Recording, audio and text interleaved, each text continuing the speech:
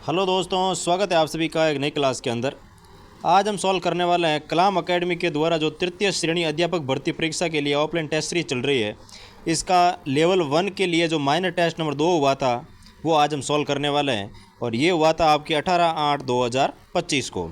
और इस चैनल पर आपको लेवल 1 के पेपर सॉल्व मिलने वाले हैं, और लेवल 2 एसएसटी के पेपर सॉल्यूशन मिलने वाले हैं, और लेवल 2 साइंस मैथ के भी पेपर का सॉल्यूशन इस पे मिलने वाला है। इसलिए आपको इस चैनल पर बने रहना है। अगर आप चैनल पर नए हो तो चैनल को सब्सक्राइब करके रख लीजिएगा ताकि आने वाली क्लास सबसे पहले आप तक पहुंच सके।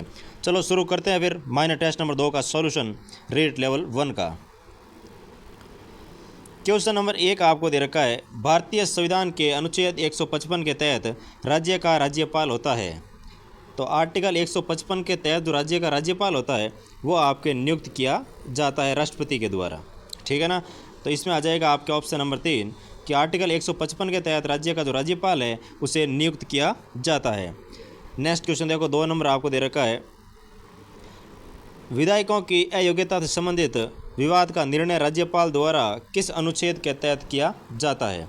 यानी कि अगर कोई विधायकों की अयोग्यता से संबंधित कोई विवाद हो गया तो कौन से आर्टिकल के तहत राज्यपाल उसका है वो निर्णय करते हैं, तो वो आ जाएगा आपके आर्टिकल 192 के तहत इसका है वो निर्णय किया जाता है। नेक्स्ट क्वेश्चन देखो, 3 नंबर आपको दे रखा है, आर्टिकल 263 के तहत राज्य की आकस्मिक निधि किसके अधीन होती है। तो राज्य की जो आकस्मिक निधि है वो आर्टिकल 267 के अंदर आपको दे रखा है, और ये किसके अधीन रहती है, तो वो आ जाएगी आपके राज्यपाल के अधीन रहती है। अभी राज्य की जो आकस्मिक निधि है वो राज्यपाल के अधीन रहती है।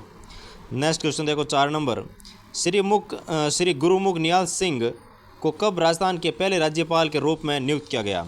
तो गुरुमुख निहाल सिंह को राजस्थान के प्रथम राज्यपाल के रूप में 25 अक्टूबर 1956 को नियुक्त किया गया था। इनके 25 अक्टूबर 1956 के तहत इनको है वो प्रथम राज्यपाल बनाया गया था, गुरुमुख निहाल सिंह। नेक्स्ट क्वेश्चन देखो, वही 5 नंबर आपको दे रखा है, अनुच्छेद 158(3) क के अनुसार 2 या 2 से अधिक राज्यों का एक राज्यपाल होता है, तो उसको दिए जाने वाली उपलब्धियां और भत्ते किसके द्वारा तय मानदेय के हिसाब से राज्य मिलकर के प्रदान करते हैं। यानी कि अगर राज्यपाल के पास एक या एक से अधिक राज्यों का कार्यभार है तो उसका जो वेतन भत्ते है उसका कौन डिसाइड करता है, तो वह आ जाएगा उसको राष्ट्रपति के द्वारा डिसाइड किए जाते हैं।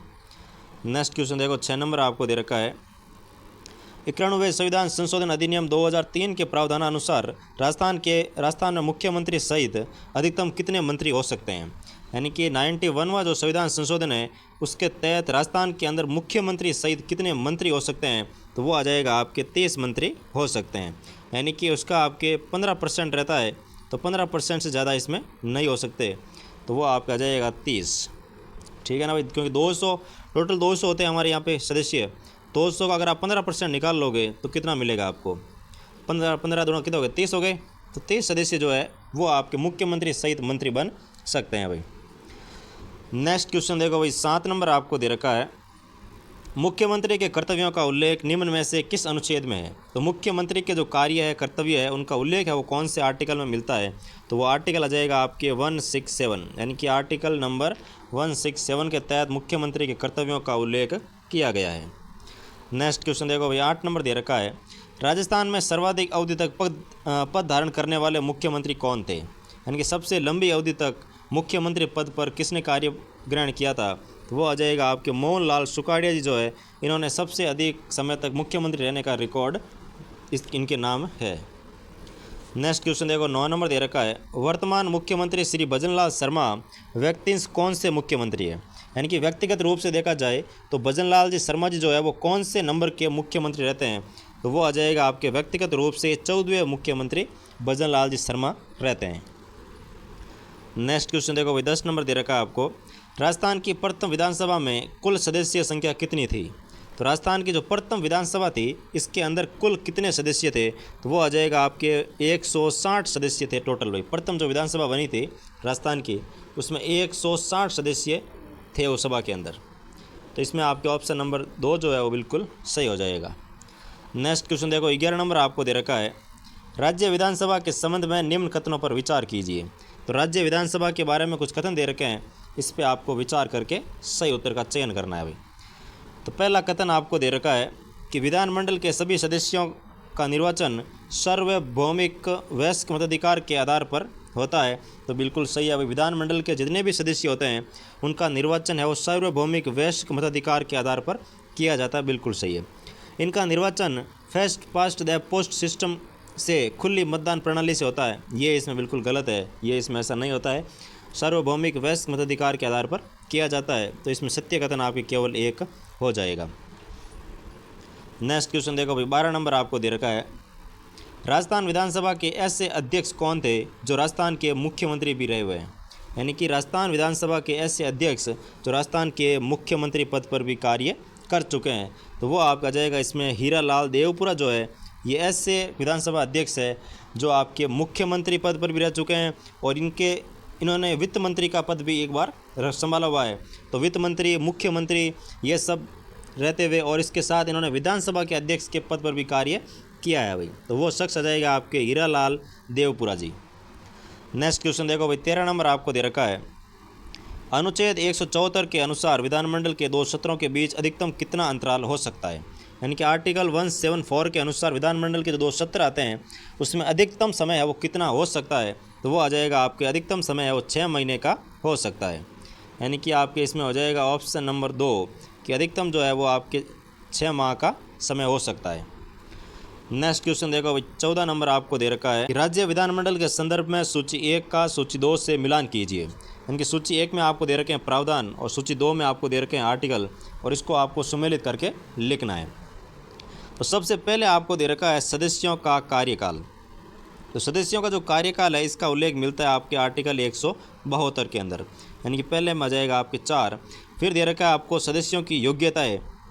तो सदस्यों की जो योग्यता है इसका उल्लेख आपको मिलता है अनुच्छेद 173 के अंदर, यानी कि इसमें आ जाएगा आपके 3। फिर दे रखा है सदस्यों की शपथ। तो सदस्यों की शपथ का जो उल्लेख है वो आपको मिलेगा 188 के अंदर, यानी कि 1 नंबर आ जाएगा। और फिर आपके आता है सदस्यों की अयोग्यता है। तो सदस्यों की जो अयोग्यता है इसका उल्लेख मिलता है आपके अनुच्छेद 191 के अंदर, यानी कि डी में आ जाएगा आपके 2। तो 4, 3, 1, 2। तो देखो इसमें कौन सा विकल्प दे रखा है आपको, 4, 3, 1, 2, यानी कि ऑप्शन नंबर 3 जो है वो आपके इसमें बिल्कुल करेक्ट हो जाएगा भाई, 4, 3, 1, 2। नेक्स्ट क्वेश्चन देखो, 15 नंबर आपको दे रखा है, राजस्थान विधानसभा की लोक लेखा समिति का वर्तमान अध्यक्ष कौन है। तो राजस्थान की जो विधानसभा की लोक लेखा समिति है इसके वर्तमान में अध्यक्ष कौन है। तो वो आपके इसमें आ जाएगा टीकाराम जूली जो है वो आपके लोक लेखा समिति के अध्यक्ष रहते हैं। और टीकाराम जूली ध्यान रखना प्रतिपक्ष नेता भी है। यानी कि राजस्थान के अंदर प्रतिपक्ष नेता कौन है या विपक्ष के नेता कौन है तो वो आपका जाएगा टीकाराम जूली। और लोक लेखा समिति के अध्यक्ष कौन है तो वो भी आपके रहेंगे टीकाराम जी जूली साहब। और कालीचरण सराफ जो है ये आपके इस समय जो अभी विधानसभा चल रही है इसके प्रोटेम स्पीकर कौन थे तो वो आपका जाएगा कालीचरण सराफ, ये भी नाम ध्यान रखना है भाई। नेक्स्ट क्वेश्चन देखो भाई, 16 नंबर आपको दे रखा है, राजस्थान के किस विधानसभा के चुनाव में पहली बार नोटा का प्रयोग किया गया था। तो राजस्थान की कौन सी विधानसभा थी जिस समय नोटा का सबसे पहली बार प्रयोग किया गया था। तो वो आपके इसमें आ जाएगी 14वीं विधानसभा के अंदर नोटा का प्रयोग है वो सबसे पहले किया गया था। नेक्स्ट क्वेश्चन देखो भाई, 17 नंबर आपको दे रखा है, निम्न में से किस संविधान संशोधन अधिनियम द्वारा 2 या 2 से अधिक राज्यों के लिए एक साझा उच्च न्यायालय का प्रावधान किया गया था। तो कौन सा संविधान संशोधन कहता है कि 2 या 2 से अधिक राज्यों का आप एक संयुक्त रूप से एक हाईकोर्ट का निर्माण कर सकते हैं। तो वो आता है आपके 7वां संविधान संशोधन। यानी कि 7वां संविधान संशोधन ही कहता है कि 2 राज्यों का एक हाईकोर्ट हो सकता है और 7वां संविधान संशोधन ही कहता है कि 2 राज्यों का एक राज्यपाल भी हो सकता है। यानी कि 2 से अधिक राज्यों को एक राज्यपाल है वो संभाल सकता है। इसका उल्लेख भी आपके 7वें संविधान संशोधन के तहत ही किया गया था। नेक्स्ट क्वेश्चन देखो अभी 18 नंबर आपको दे रखा है, राजस्थान उच्च न्यायालय के प्रथम मुख्य न्यायाधीश कौन थे। तो राजस्थान उच्च न्यायालय जो है जिसका मुख्य पीठ जोधपुर के अंदर है और एक खंडपीठ जयपुर के अंदर स्थित है, इसके आपको पूछा है कि प्रमुख न्यायाधीश कौन है, यानी कि प्रथम मुख्य न्यायाधीश कौन है। तो प्रथम जो मुख्य न्यायाधीश रहते हैं वो आ जाएगा आपके के वर्मा। के वर्मा आपके इसमें प्रथम मुख्य न्यायाधीश यानी कि first chief justice of Rajasthan high court रहते हैं भैया, ठीक है ना। के वर्मा ध्यान रखना है। और वर्तमान में कौन है तो KR श्रीराम जो है ये आपके वर्तमान में रहते हैं भाई। राजस्थान हाईकोर्ट के मुख्य न्यायाधीश वर्तमान में KR श्रीराम, और पहले कौन थे तो वो आ जाएगा आपके KK वर्मा। नेक्स्ट क्वेश्चन देखो 19 नंबर आपको दे रखा है, राजस्थान उच्च न्यायालय के अधीन कुल कितने न्यायिक पद है। तो राजस्थान न्यायालय के अधीन कुल कितने न्यायिक पद है तो वो आ जाएगा आपके, कुल न्यायिक पद जो है वो आ जाएगा आपके 36 रहते हैं भाई, ठीक है ना। नेक्स्ट क्वेश्चन देखो 20 नंबर आपको दे रखा है, निम्न में से असत्य कथन की पहचान कीजिए। यानी कि नीचे कुछ कथन दे रखे हैं, इसमें से आपको असत्य कथन की पहचान करनी है। तो पहला आपको दे रखा है, राजस्थान शासन सचिवालय का एकीकृत रूप 13 अप्रैल 1949 को अस्तित्व में आया था। बिल्कुल सही है कि जो सचिवालय है इसका एकीकृत रूप जो है वो 13 अप्रैल 1949 को अस्तित्व में आया था। दूसरा दे रखा है, राज्य के मुख्य सचिव अवशिष्ट वसीयतदार होते हैं। बिल्कुल सही है। तीसरा दे रखा है, मुख्य सचिव का चयन राज्य का मुख्यमंत्री करता है। बिल्कुल सही है, क्योंकि ये इसका पर्सनल सेक्रेटरी कह सकते हैं आप, इसलिए इसका चयन भी उस राज्य के CM के द्वारा ही किया जाता है। राजस्थान के वर्तमान मुख्य सचिव शिखर अग्रवाल है, ये इसमें आपको हो जाएगा गलत। तो ऑप्शन नंबर इसमें आपके पहला, दूसरा और तीसरा सही है, लेकिन असत्य पूछा गया है तो आपके ऑप्शन नंबर 4 जो है वो इसमें असत्य रहने वाला है। नेक्स्ट क्वेश्चन देखो 21 नंबर आपको दे रखा है, राजस्थान के सर्वाधिक कार्यकाल वाले मुख्य सचिव कौन रहे हैं। यानी कि सबसे अधिक कार्यकाल तक मुख्य सचिव रहने का रिकॉर्ड किसके नाम है तो वो आ जाएगा आपके भगत सिंह मेहता जो है, इन्होंने सबसे अधिक समय तक मुख्य सचिव पर रहने का रिकॉर्ड दर्ज किया है। नेक्स्ट क्वेश्चन देखो भाई 22 नंबर आपको दे रखा है, आपदा प्रबंधन अधिनियम 2005 की किस धारा के अनुसार राज्य सरकार द्वारा जिला कलेक्टर को जिला आपदा प्राधिकरण का अध्यक्ष निर्धारित किया गया। यानी कि आपदा प्रबंधन अधिनियम जो 2005 का है, इसकी कौन सी धारा के अनुसार जिला कलेक्टर को आपदा प्रबंधन प्राधिकरण का अध्यक्ष निर्धारित किया गया था तो वो धारा रहती है आपके 25। यानी कि आपदा प्रबंधन अधिनियम 2005 की धारा 25 जो है ये कहती है कि जो जिस जिले का जो जिला कलेक्टर है वो उस जिले की आपदा प्रबंधन प्राधिकरण का क्या होगा, अध्यक्ष भी होगा। तो इसमें आपका आ जाएगा धारा 25।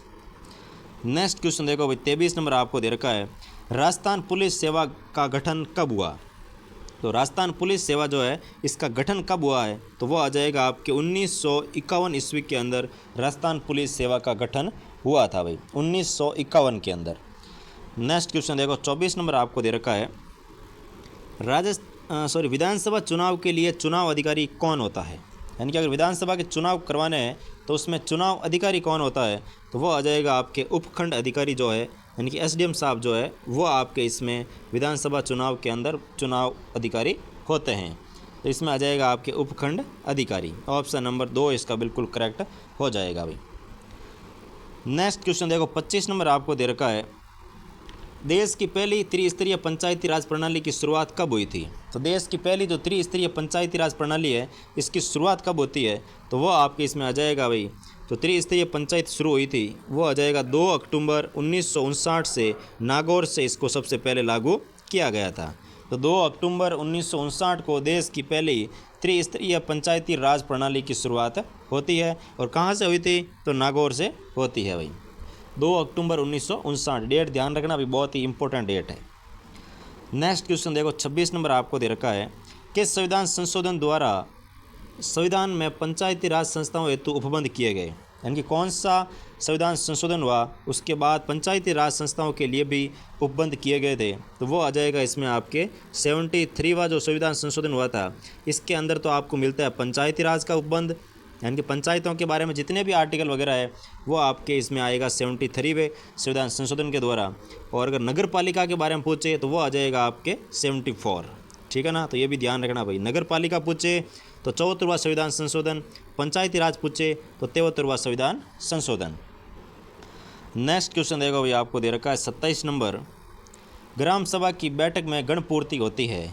तो ग्राम सभा होती है, इसमें जो गण पूर्ति होती है वो कितनी रहती है तो इसमें आपकी गण पूर्ति जो आएगी कुल सदस्यों का 10वां भाग जो है वो ग्राम सभा की बैठक की गण पूर्ति रहने वाली है। यानी कुल सदस्य जितने हैं उसका 1/10वां जो भाग है वो इसमें आपकी गण पूर्ति रहने वाली है भाई, तो 1/10वां भाग, ठीक है ना। नेक्स्ट क्वेश्चन देखो 28वां क्वेश्चन आपको दे रखा है, राजस्थान में वर्तमान में कुल कितने नगर निगम है। तो राजस्थान के अंदर अगर वर्तमान स्थिति में देखा जाए तो कितने नगर निगम रहते हैं, तो वो आ जाएगा आपके वर्तमान में राजस्थान में नगर निगमों की संख्या जो है वो आपको 13 मिलने वाली है भाई। यानी कि वर्तमान में राजस्थान के अंदर 13 नगर निगम स्थित है। नेक्स्ट क्वेश्चन देखो 29 नंबर आपको दे रखा है, भारतीय संविधान का कौन सा अनुच्छेद नगर पालिकाओं की संरचना से संबंधित है। तो कौन सा आर्टिकल है जो नगर पालिकाओं की संरचना से संबंधित रहता है, तो वो इसमें आ जाएगा आपके 243 जो आर आर्टिकल है वो आपके इसमें नगर पालिकाओं की संरचना से संबंधित रहता है भाई, कि इसका जो स्ट्रक्चर है, जो ढांचा है वो किस अकॉर्डिंग होगा, उसका उल्लेख पूरा आपके 243 आर के अंदर दिया गया है। तो 29 का ऑप्शन नंबर 3 बिल्कुल करेक्ट हो जाएगा। नेक्स्ट क्वेश्चन देखो भाई 30 नंबर आपको दे रखा है, राजस्थान लोक सेवा आयोग में वर्तमान में अध्यक्ष सहित कुल कितने सदस्यों के पद है। यानी कि राजस्थान लोक सेवा आयोग जो यानी कि आरपीएससी जो है, आरपीएससी, इसमें अभी वर्तमान जो देखा जाए तो वर्तमान में इसकी क्या मतलब संरचना रहती है, इनके कितने सदस्य होते हैं, तो वो आपके इसमें आ जाएगा वर्तमान में इसके अंदर आपके 11 रहते हैं भाई। यानी कि अध्यक्ष सहित इसमें देखा जाए तो 11 आपके इसमें रहते हैं, जिसमें एक अध्यक्ष हो जाएगा और 10 इसके अंदर क्या हो जाएंगे, सदस्य रहने वाले हैं। तो ये आपको ध्यान रखना है कि आरपीएससी के अंदर वर्तमान में एक अध्यक्ष होता है और इसके 10 है वो सदस्य भी होते हैं। तो कुल इसमें आपके 11 सदस्यों के पद है। नेक्स्ट क्वेश्चन देखो 31 नंबर आपको दे रखा है, निम्नलिखित में से राजस्थान का कौन सा जिला 80 से लेकर 90 सेंटीमीटर औसत वार्षिक वर्षा प्राप्त करता है। तो राजस्थान का कौन सा जिला है जो कि 80 से लेकर 90 सेंटीमीटर तक औसत वार्षिक वर्षा प्राप्त करता है, तो वो आ जाएगा आपके दक्षिणी राजस्थान का प्रतापगढ़ जिला जो है, ये आपके औसत वार्षिक वर्षा 80 से लेकर 90 सेंटीमीटर तक है वो प्राप्त कर लेता है। नेक्स्ट क्वेश्चन देखो भाई 32 नंबर आपको दे रखा है, दक्षिण पश्चिम मानसून के मौसम में प्राप्त औसत वर्षा की मात्रा के अनुसार राजस्थान के निम्नलिखित जिलों में से कौन सा जिला है वो सही ढंग से अवरोही क्रम में व्यवस्थित है। यानी कि जो दक्षिण पश्चिम मानसून है, इससे कौन से जिले को कितनी बारिश प्राप्त होती है, कितनी वर्षा प्राप्त करता है, उसके अनुसार इसको अवरोही क्रम में आप कौन सा क्रम आपके रहता है उसका आपको चयन करके लिखना है। यानी कि सबसे अधिक बारिश वाला सबसे पहले आएगा, फिर उससे कम, फिर उससे कम, फिर उससे कम, फिर उससे कम। तो इस अकॉर्डिंग कौन सा क्रम आपके रहता है, कौन से विकल्प में रहता है, वो आपको चयन करना है। तो सबसे अधिक अगर बारिश देखी जाए तो सबसे अधिक इनमें आपके रहती है धौलपुर आ जाएगा सबसे पहले, फिर आएगा आपके दौसा, फिर आएगा आपके झुंझुनू। यानी कि ये जो ऑप्शन दे रखा है आपके, ये इसमें बिल्कुल आपके सही अकॉर्डिंग दे रखा है, क्योंकि ये आपके पूर्व से पश्चिम की ओर दे रखा है धौलपुर, फिर दौसा, फिर झुंझुनू। तो ये आपके इसमें कम अधिक से कम की ओर क्रम में रहने वाला है भाई। तो 32 का ऑप्शन नंबर 1 इसमें बिल्कुल आपके करेक्ट हो जाएगा। नेक्स्ट क्वेश्चन देखो 33 नंबर आपको दे रखा है, राजस्थान का निम्नलिखित में से कौन सा जिला युग्म स्टेपी जलवायु परिस्थितियों से संबंधित नहीं है। यानी कि कौन सा जिला युग्म है जो कि स्टेपी जलवायु तुल्य परिस्थितियों से संबंधित नहीं है, उसका आपको चयन करके लिखना है। तो इसमें आपके पाली नागौर में स्टेपी जलवायु रहती है, जालौर के अंदर भी रहती है, सिरोही में भी रहती है, जोधपुर झुंझुनू में भी रहती है। यानी कि जो आपके ये अर्ध शुष्क वाला प्रदेश रहता है, अर्ध शुष्क मरुस्थलीय प्रदेश, इसमें आपके स्टेपी तुल्य जलवायु पाई जाती है। लेकिन जयपुर अलवर जो है ये आपके पूर्वी मैदानी प्रदेश में आते हैं, तो इसमें आपके स्टेपी जलवायु तुल्य प्रदेश नहीं रहने वाले या जलवायु नहीं पाई जाती है। तो ऑप्शन नंबर 4 जो है वो इसका बिल्कुल करेक्ट हो जाएगा। नेक्स्ट क्वेश्चन देखो भाई 34 नंबर आपको दे रखा है, कोपेन के जलवायु वर्गीकरण के अनुसार कौन से जिलों का युग्म उष्ण आर्द्र प्रदेश में सम्मिलित है। तो उष्ण आर्द्र प्रदेश के अंदर कौन से जिलों का युग्म सम्मिलित है, तो वो आ जाएगा आपके इसमें प्रतापगढ़ और बांसवाड़ा जो है ये आपके उष्ण आर्द्र प्रदेश में सम्मिलित रहते हैं। नेक्स्ट क्वेश्चन देखो 35 नंबर आपको दे रखा है, कोपेन के जलवायु वर्गीकरण के आधार पर निम्न में से असुमेलित युग्म है। तो कोपेन के जलवायु वर्गीकरण के आधार पर या उनके अनुसार कौन सा युग्म है वो असुमेलित है। एक तरफ दे रखे हैं आपको वर्णाक्षर, एक तरफ दे रखे हैं उसका अर्थ। तो पहला दे रखा है ए, तो ए का मतलब होता है उष्ण आर्द्र, और एस का मतलब इसमें दे रखा है शीत, शीत शुष्क नहीं होता इसके अंदर, ये आपके इसमें है वो सुमेलित नहीं है। बाकी डब्ल्यू का मतलब होता है पूर्ण शुष्क, इसमें आपके एस का मतलब होता है अर्ध शुष्क, ठीक है ना। और डब्ल्यू का मतलब हो गया आपके पूर्ण शुष्क, और जी का मतलब हो गया आपके गंगा तुल्य जलवायु। यानी गंगा के जो बेसिन आता है, बेसिन वाला एरिया जो रहता है उसको हम जी से डिनोट करते हैं, यानी कि CWG जो है वो उसमें रहता है। तो जी का मतलब होता है गंगा तुल्य जलवायु। लेकिन एस का मतलब इसमें आपके शीत शुष्क नहीं होता है, अर्ध शुष्क जलवायु प्रदेश रहता है जो कि सुमेलित नहीं है। नेक्स्ट क्वेश्चन देखो भाई, 36 नंबर आपको दे रखा है, निम्नलिखित कथनों पर विचार कीजिए। दो कथन दे रखे हैं, उस पर आपको विचार करना है, और जो ये विशेषताएं दे रखी है ये कौन सी जलवायु प्रदेश की रहती है उसका आपको चयन करके लिखना है।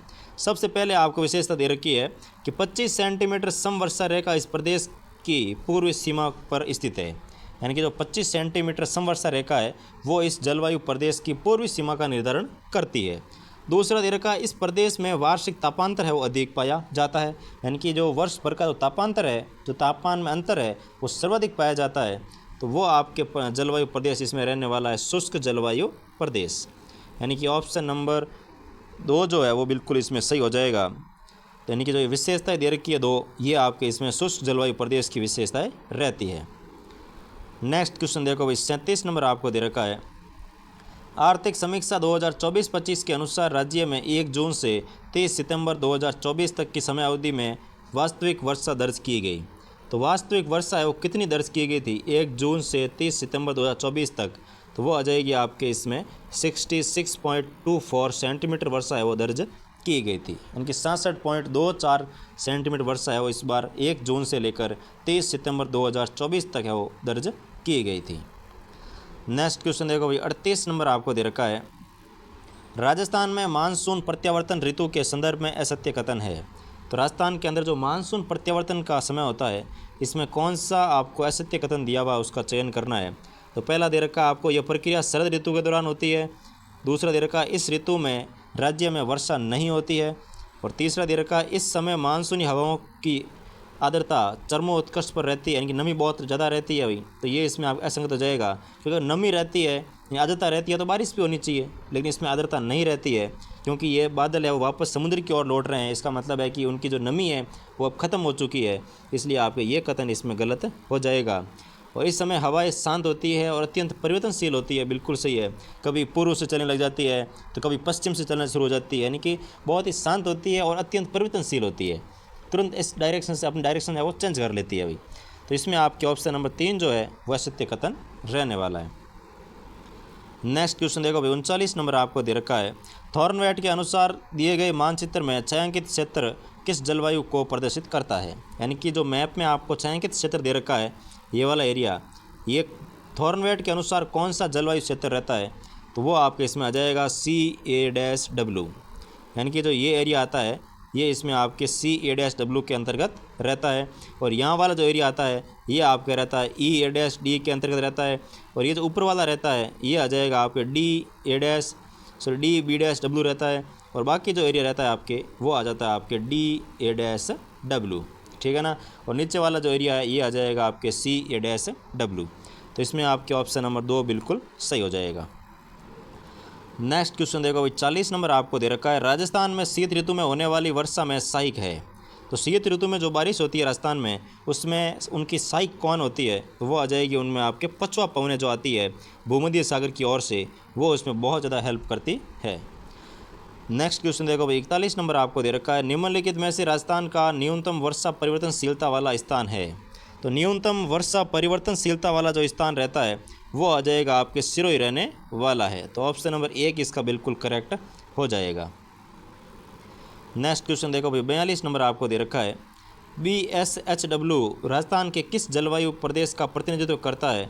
तो जो BSHW जो आता है ये राजस्थान के अर्ध शुष्क प्रदेश का प्रतिनिधित्व करता है, यानी कि ऑप्शन नंबर 3 जो है वो इसमें बिल्कुल करेक्ट हो जाएगा कि BSHW जो है राजस्थान के अर्ध शुष्क जलवायु प्रदेश का प्रतिनिधित्व करता है। नेक्स्ट क्वेश्चन देखो भाई, 43 नंबर आपको दे रखा है, दक्षिण पश्चिम मानसून निम्नलिखित में से किस क्षेत्र में पहले आता है। जो दक्षिण पश्चिमी मानसून आता है बंगाल की खाड़ी की ओर से वो सबसे पहले है वो किस क्षेत्र में आता है। तो सबसे पहले जो शुरुआत करता है वो आता है इसमें आपके डूंगरपुर और बांसवाड़ा में सबसे पहले प्रवेश करता है। तो ये जो दक्षिण पश्चिम मानसून की शाखा रहती है ये इसमें आने वाली शाखा आपके अरब सागर की शाखा रहती है, ठीक है ना। जो कि राजस्थान में सबसे पहले आती है वो अरब सागर की आती है और उसके बाद आती है आपके बंगाल की खाड़ी वाली शाखा आती है भाई। नेक्स्ट क्वेश्चन देखो, 44 नंबर आपको दे रखा है, राजस्थान में होने वाली कुल वर्षा का कितना अंश जुलाई से सितंबर के मध्य प्राप्त होता है? तो राजस्थान में जो कुल बारिश होती है उसका जुलाई से लेकर सितंबर के मध्य है वो कितनी प्रतिशत हम प्राप्त कर लेते हैं जुलाई से सितंबर में, तो वो आ जाएगी इसमें आपके 90 से लेकर 95% बारिश है वो जुलाई से लेकर सितंबर के मध्य हो जाती है भाई। तो 90 से लेकर 95% तक बारिश है वो जुलाई, अगस्त और सितंबर इन 3 महीनों के अंतर्गत हो जाती है। नेक्स्ट क्वेश्चन देगा भाई 45 नंबर आपको दे रखा है, राजस्थान में उच्च वायु तीव्रता से न्यूनतम नुकसान वाले जिलों का उपयुक्त समुच्चय है। यानी कि राजस्थान में जो उच्च वायु तीव्रता है, उच्च वायु तीव्रता से न्यूनतम नुकसान वाले जिलों का उपयुक्त समुच्चय कौन सा रहता है? तो वो आ जाएगा आपके डूंगरपुर और बांसवाड़ा, जो कि उच्च वायु तीव्रता से न्यूनतम नुकसान वाले जिलों का सही क्रम रहता है। नेक्स्ट क्वेश्चन देगा भाई 46 नंबर आपको दे रखा है, राजस्थान में जनवरी माह में जैसलमेर जिले से गुजरने वाली वायुदाब रेखा है। यानी कि जनवरी माह के अंदर जो जैसलमेर जिले से गुजरने वाली वायुदाब रेखा होती है वो कौन सी रहती है? तो वो आ जाएगी आपके 1018 मिली बार से अधिक जो रेखा रहती है वो आपके जैसलमेर ज़िले से गुजरती है। तो 1018 ये आपको ध्यान रखना है भाई, ठीक है ना। 1018 मिली बार जो रेखा आती है वायुदाब की वो जैसलमेर ज़िले से गुजरती है, और महीना कौन सा है? तो जनवरी महीने के अंतर्गत गुजरती है।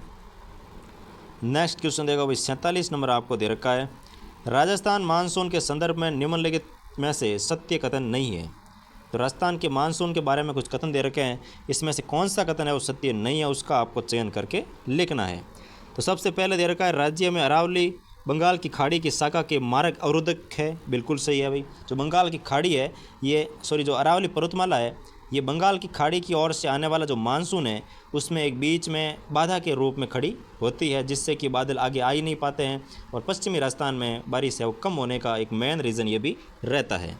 दूसरा इसमें दे रखा है, राजस्थान में अरब सागरीय शाखा बंगाल की खाड़ी की शाखा की तुलना में अत्यंत कम वर्षा करती है। बिल्कुल सही है भाई, क्योंकि जो जितनी भी राजस्थान में बारिश होती है वो लगभग आपको देखा जाए तो बंगाल की खाड़ी शाखा से ही होती है, लेकिन जो अरब सागरीय शाखा आती है वो आपके इस अरावली पर्वतमाला के समांतर रूप से आगे निकल जाती है भाई।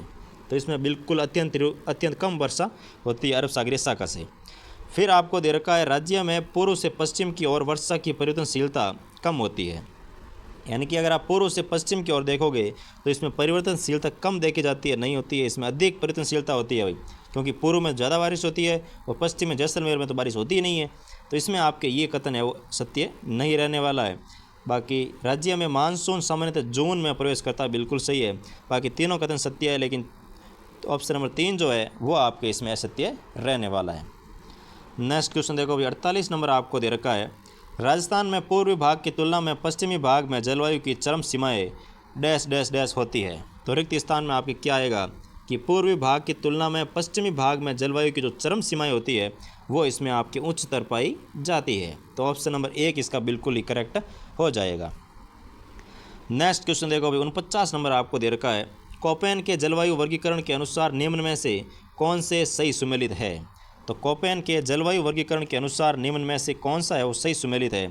तो सबसे पहले दे रखा है CWG, तो ये आपके सिरोही के अंतर्गत नहीं हो सकता है। फिर दे रखा BWSW, तो ये भी आपके बाड़मेर में नहीं रहता है।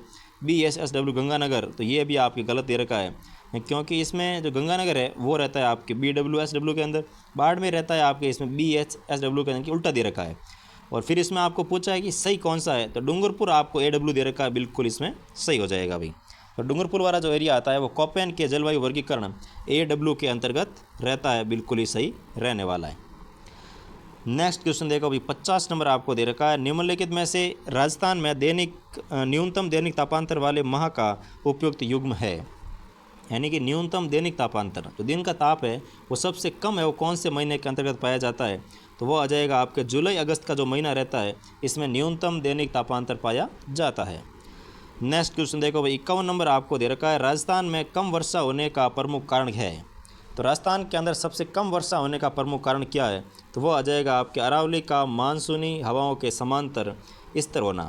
यानी कम वर्षा का कारण यही है कि अरावली का जो है वो मानसूनी हवाओं के समांतर स्थित होना, ताकि वो जो जितनी भी मानसूनी हवाएं आती है वो अरावली के है वो समांतर रूप से आगे की ओर निकल जाती है, जिससे राजस्थान के अंदर बारिश बहुत ही कम हो पाती है। इसलिए ये आपके इसमें प्रमुख कारण रहता है भाई। नेक्स्ट क्वेश्चन देखो, 52 नंबर आपको दे रखा है, कथन दे रखा है, उसका कारण भी दे रखा है, और आपको कौन सा कथन सत्य है और उसकी व्याख्या करता है या नहीं करता है, इसमें आपको चयन करना है। तो पहला आपको कथन क्या दे रखा है वो देखो। कथन दिया हुआ है कि दक्षिणी तथा दक्षिणी पूर्वी राजस्थान बंगाल की खाड़ी की शाखा से बहुत ही कम वर्षा प्राप्त करता है। यानी कि ये दक्षिणी और जो दक्षिणी पूर्वी राजस्थान बंगाल की खाड़ी की जो शाखा आती है वो बहुत ही कम वर्षा प्राप्त करता है। तो इसमें आप क्या आ जाएगा, बिल्कुल ये तो असत्य है, क्योंकि अरब सागर की जो शाखा आती है उससे राजस्थान है वो बहुत ही कम वर्षा प्राप्त करता है, जबकि 90% बारिश तो हम बंगाल की खाड़ी शाखा से ही प्राप्त करते हैं। तो ये कथन आपके इसमें क्या हो जाएगा, गलत रहने वाला है। अब कारण क्या दे रखा देखो, बंगाल की खाड़ी की शाखा अरावली के बिल्कुल समांतर स्थित है। तो ये भी इसमें आपके गलत हो जाएगा, क्योंकि इसमें बंगाल की खाड़ी है वो समांतर नहीं है, इसमें अरब सागर की जो शाखा आती है वो अरावली के समांतर गुजर जाती है। तो इसमें आपके दोनों ही है वो असत्य रहने वाला है। तो 52 का हो जाएगा आपके ऑप्शन नंबर 4, यानी कि दोनों ही आपके असत्य रहने वाले हैं। नेक्स्ट क्वेश्चन देखो भाई, 53 नंबर आपको दे रखा है, राजस्थान के कौन से क्षेत्र से सर्वाधिक लो अयस्क उत्पादित किया जाता है। तो राजस्थान का कौन सा एरिया है जहाँ से सर्वाधिक लो अयस्क उत्पादित किया जाता है, तो वो आ जाएगा आपके उत्तरी पूर्वी जो राजस्थान का भाग रहता है वहाँ से सर्वाधिक लो अयस्क उत्पादित होता है। नेक्स्ट क्वेश्चन देखो भाई, 54 नंबर आपको दे रखा है, राजस्थान के बजट 2025-26 के प्रावधान के अनुसार निम्नलिखित में से किस स्थान पर इंस्टीट्यूट ऑफ माइंस की स्थापना है वो किया जाना प्रस्तावित है। यानी कि बजट 2025-26 के अनुसार राजस्थान के कौन से स्थान पर इंस्टीट्यूट ऑफ माइंस की स्थापना किया जाना प्रस्तावित हुई है, तो वो आ जाएगी आपके उदयपुर जिले के अंदर इंस्टीट्यूट ऑफ माइंस की स्थापना किया जाना प्रस्तावित किया गया है बजट 2025-26 के अनुसार। तो ये उदयपुर आपको ध्यान रखना है और इंस्टीट्यूट ऑफ माइंस ये आपको ध्यान रखना है भाई, ठीक है ना। नेक्स्ट क्वेश्चन देखो, 55 नंबर आपको दे रखा है, तांबे की खाने सैनपरी और हनोतिया कर में से स्थित है। तो तांबे की दो खाने हैं जिसका नाम आता है, एक तो सैनपरी और एक रहता है हनोतिया। तो ये कर में से कहाँ पर स्थित है, तो इसमें आपके रहने वाला जो सैनपरी आएगा वो तो रहेगा अलवर के अंदर स्थित, और हनोतिया जो है ये आपके रहने वाला है अजमेर के अंदर स्थित रहने वाला है। यानी कि ऑप्शन नंबर 3 जो है वो इसमें बिल्कुल आपके करेक्ट हो जाएगा कि तांबे की जो खाने हैं सैनपरी और हनोतिया ये कर में से अलवर और अजमेर के अंदर स्थित है। नेक्स्ट क्वेश्चन देखो भाई, 56 नंबर आपको दे रखा है, भाड़खा, गूंगा और कसनऊ किस खनिज की खाने हैं।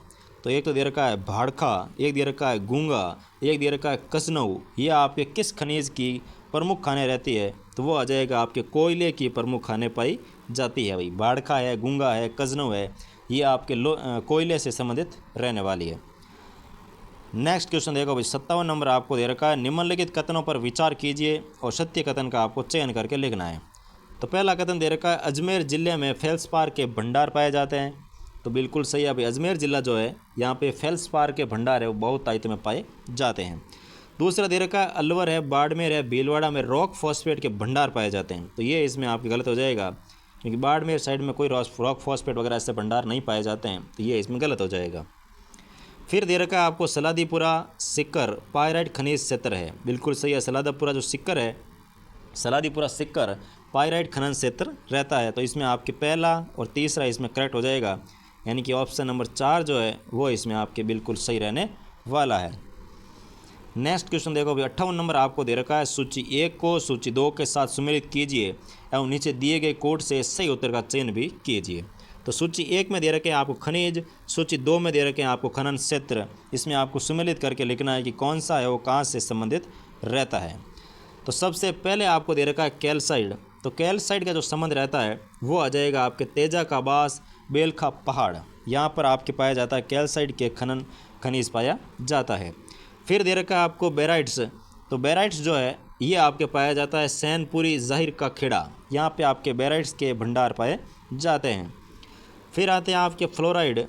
तो फ्लोराइड जो है ये आपके पाया जाता है अभी चोखरी चापोली जो स्थान रहता है, यहाँ पे आपके फ्लोराइड के बहुतायत रूप में खनिज पाए जाते हैं, खनन क्षेत्र पाए जाते हैं।